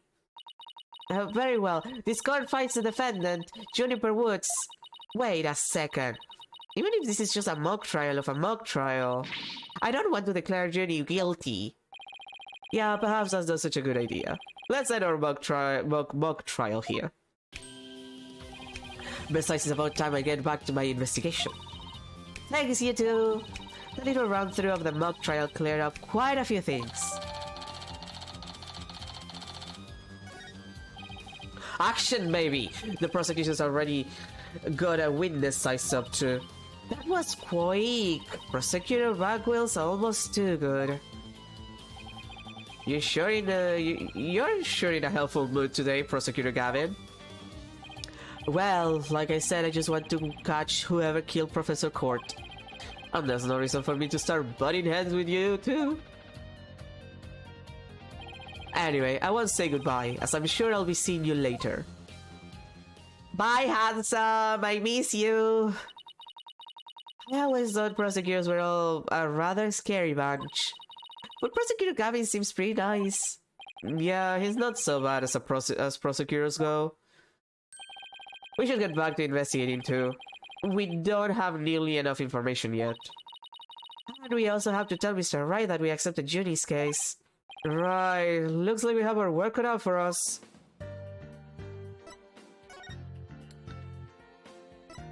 That's where we are.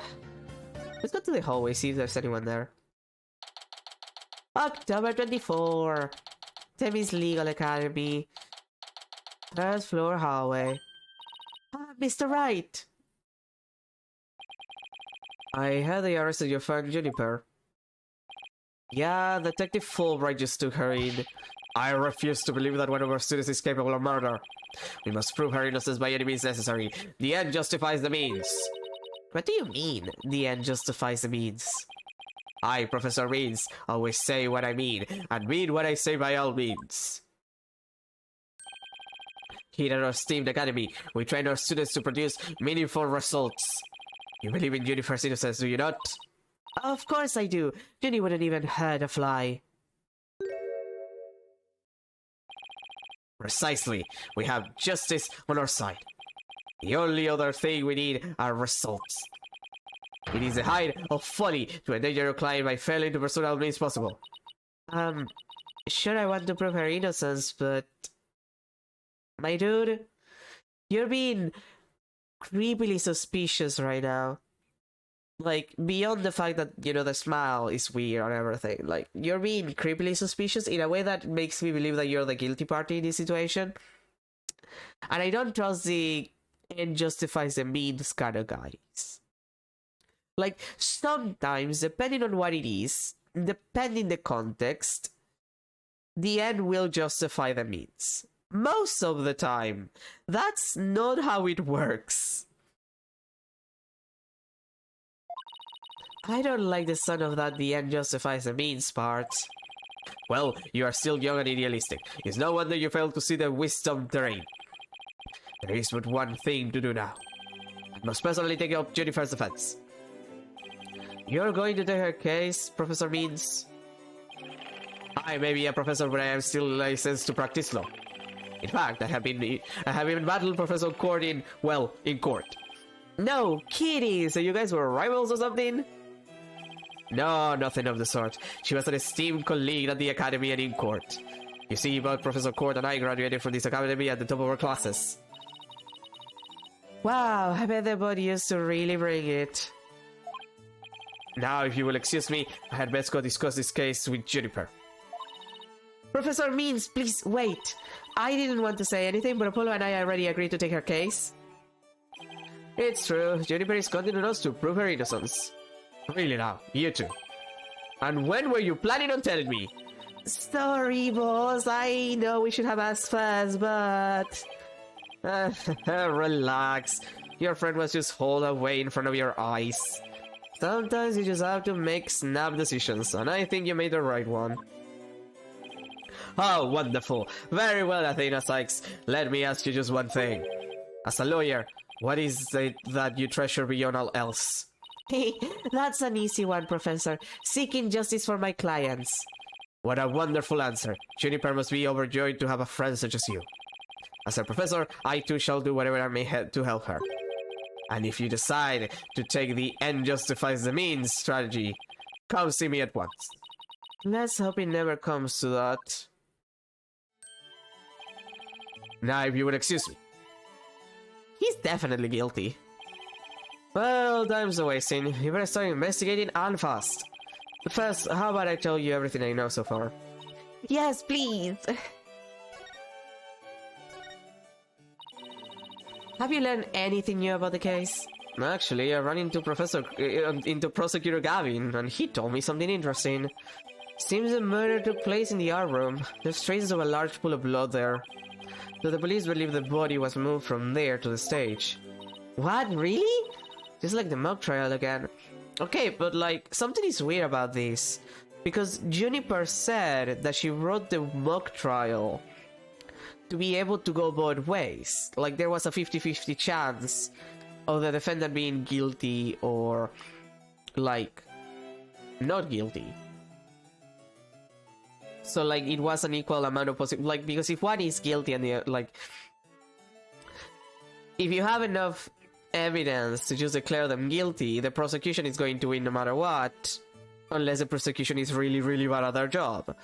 So, she said that she made it so, like, it was a 50-50 situation, in which case, there has to be enough evidence for it to also be winnable by the defense.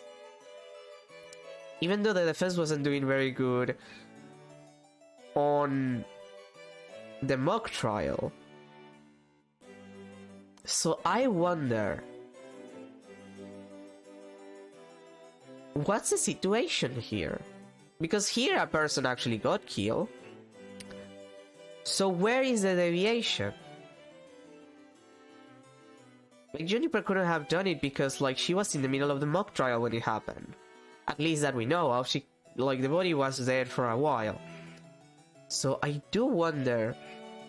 I don't think she would have had time to do it and then go to the mock trial. Plus, there's a full moving the body, which she could have done while the mock trial was going on. So it has to be someone else.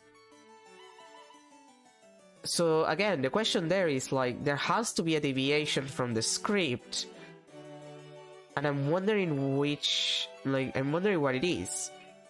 Well, I guess first and foremost, there's not gonna be anyone to shoot this woman in the stomach with the arrow.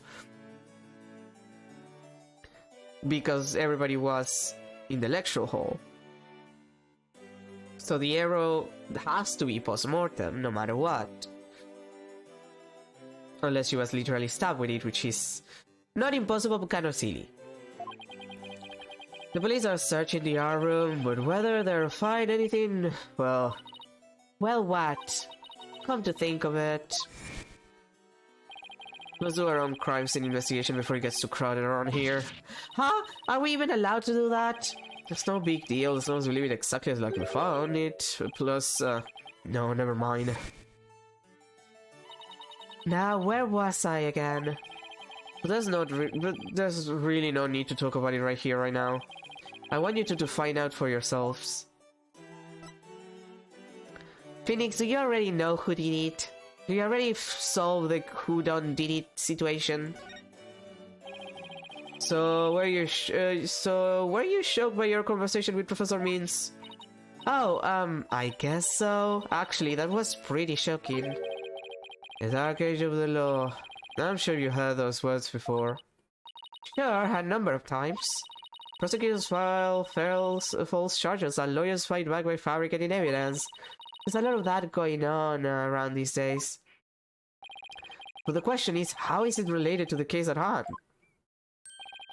Training students to produce results. That is the school's policy. Well, that in and of itself isn't a bad thing. Right. As long as those results come by fair and honest means. But what was it that Professor Means said? The end justifies the means. Ah, yes. Now that it's read, it's creepy. To survive the Dark Age of the Law, you must use any means necessary. Fabrication of evidence and false charges are unavoidable in the quest for results. That's what they're preaching here at Tammy's Legal Academy. But what happened to our legal system if results are all that matters anymore? Relax, it's just a rumor. I take it with a grain of salt if I were you. Me when I lie? Oh, that's a relief. He had me going there for a minute. Athena, please. This is such a me when I lie moment. Thanks, Phoenix. Wait a second, what if Mr. Wright examined the victim's body for a reason? Maybe he was worried that someone might actually tamper with the evidence. I think that about wraps up what I know so far. The fact that this case closely resembles Miss Wood's script is obviously important. Knowing that, you should probably try and identify what's the same and what's different. Okay, I'll try talking to as many people as I can on campus. And that's about everything. Maintenance area, okay. October 24th, Tammy's Legal Academy. Maintenance area. So this is a maintenance area. Let's see, during the mock trial, Prosecutor Gavin said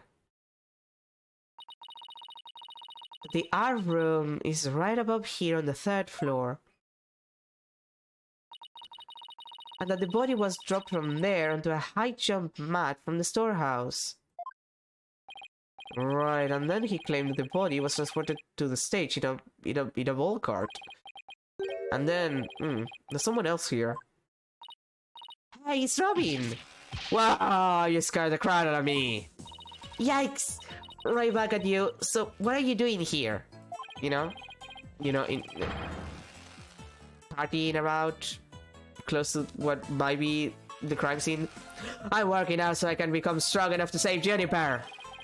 I'm so worked up. My training brace is almost breaking at the seams. Alright, the girl you like got arrested, so you're psyching yourself up to rescue her. Yes, because I'm the manliest of manly men. That's why I work out with my manly brace. Except that I hear some discord in that manliest of men voice of yours. I don't mean to be rude, but can't you talk without shouting? Sorry! I'll try not to shout so much. If at all possible, that is. Which is not at all possible, by the sound of it. So do you mind if I ask you some questions as Junie's lawyers? No problem, ask away, keep it coming, man! Ouch, my ears ache already. Yeah, my throat aches already, so... Really, I can't check the, Really, I have to talk to this motherfucker. Robin, could you tell me a little more about yourself? You wanna know about me? I'm a second-rate member of the Fine Arts Club! The Fine Arts Club? Looks like broken pottery or plaster. Maybe this is the source of that noise we had. There were supposedly 2 statues on this stage. I seem to recall hearing that a co-ed from the Fine Art Club had made them. Two big banners and a pair of wicked statues. This is just an illustration, please don't have bad. Wicked statues? Wait, are these supposed to be you and Mr. Right? Bingo Frolen, and they were so big and magnificent too! What a terrible waste. Say, did you create those stage statues by any chance? Yes, you bet I did. Both of them. Put my blood, sweat, and tears in those things, man.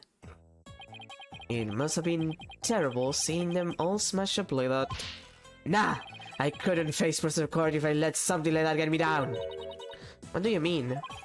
Professor Court was the Fine Arts Club advisor. She was all about truth and beauty, man. She always said the only good result is the truth, and only lawyers who seek the truth through legitimate means produce worthwhile results. Yes! I'm totally on your guy's side. She must have been an incredible woman. Yeesh, and you call me loud when I practice my course of seal. Ah, man! Why'd I have to take the prosecutor's course? I mean, how am I supposed to face Junior if I'm studying to be a prosecutor? Don't worry, I'll clear Junior's names, you'll see. The three of us had a dream. We swore we'd make it happen together. Prosecutor, lawyer, judge. The three of us will hold fair and honest trials. The arcade of the law. Ha! We were gonna put a nail in his coffin, man! Whoa, you guys swore to do that? But no! That stupid school rule had to ruin it. School rule? Which one? Anyone with a prior conviction, no matter how minor the offense, they won't be allowed to graduate from this stupid holier-than-thou school. A tough legal academy with even tougher rules. Junie will never become a judge unless I can prove her innocence. And if I fail, the three of them will never realize their dream. It's like someone put pressure on my pressure. Can you tell me anything about the mock trial? Wow, deja vu, man. It's like an almost sex my near victory again. But now the final showdown was cancelled because of that murder. This topic sure seems to strike a raw nerve. I hope it doesn't come between you guys. You kidding? Our friendship is like a diamond, only tougher. It's like a powder keg before a spark. Like the calm before the storm. In other words, it's under a lot of pressure and ready to blow at any moment. Can you tell me about this love triangle situation? Ah, that paper! So, Robin, is this article true? The author of that article has been gunning for the three of us for some reason. It's been nothing but trashy articles like this as long as I can remember! Maybe the author just wants your attention? No way, man! The venom in those articles is way beyond that! I wonder...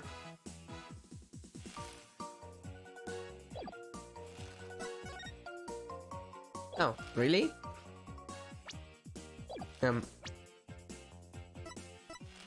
Actually, do you know anything about the core planners? Wow! Did you make that? Let me fire it in the kiln for you! Just give it to me and I'll take care of the rest. I think I'll pass on the kiln firing this time. Whew, dodged a bullet there. Not really. Okay. Then... in the outdoor stage, maybe? October 24! Themis Legal Academy. Outdoor stage. I thought the area was cordoned off. Hey, the police are discussing something over there. Oh, I know. I'll just quietly sneak over there for a listen. Here goes. Ah, Athena, what were your... Huh? Eek! Ouch! Who put this stupid box here? Wait. Eek! Apollo, this box. There's... What now? There's someone or something inside. Let it be a snake.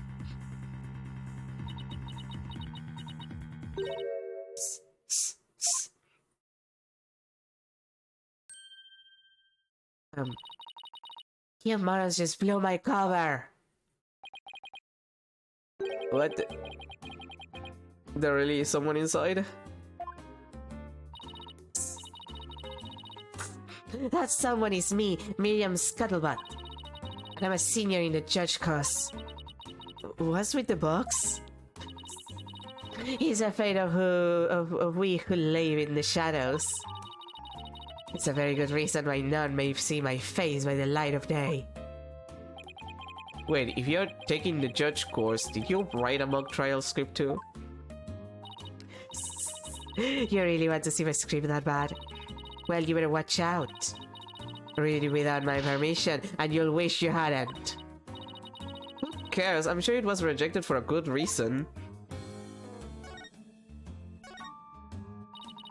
Oh, so you're studying to be a judge too. You must be classmates with Juniper. Are you a friend of hers? Juniper. Sure, she's my friend. That's why I'm gathering info. Now tell me all you know. You know, for tomorrow's trial.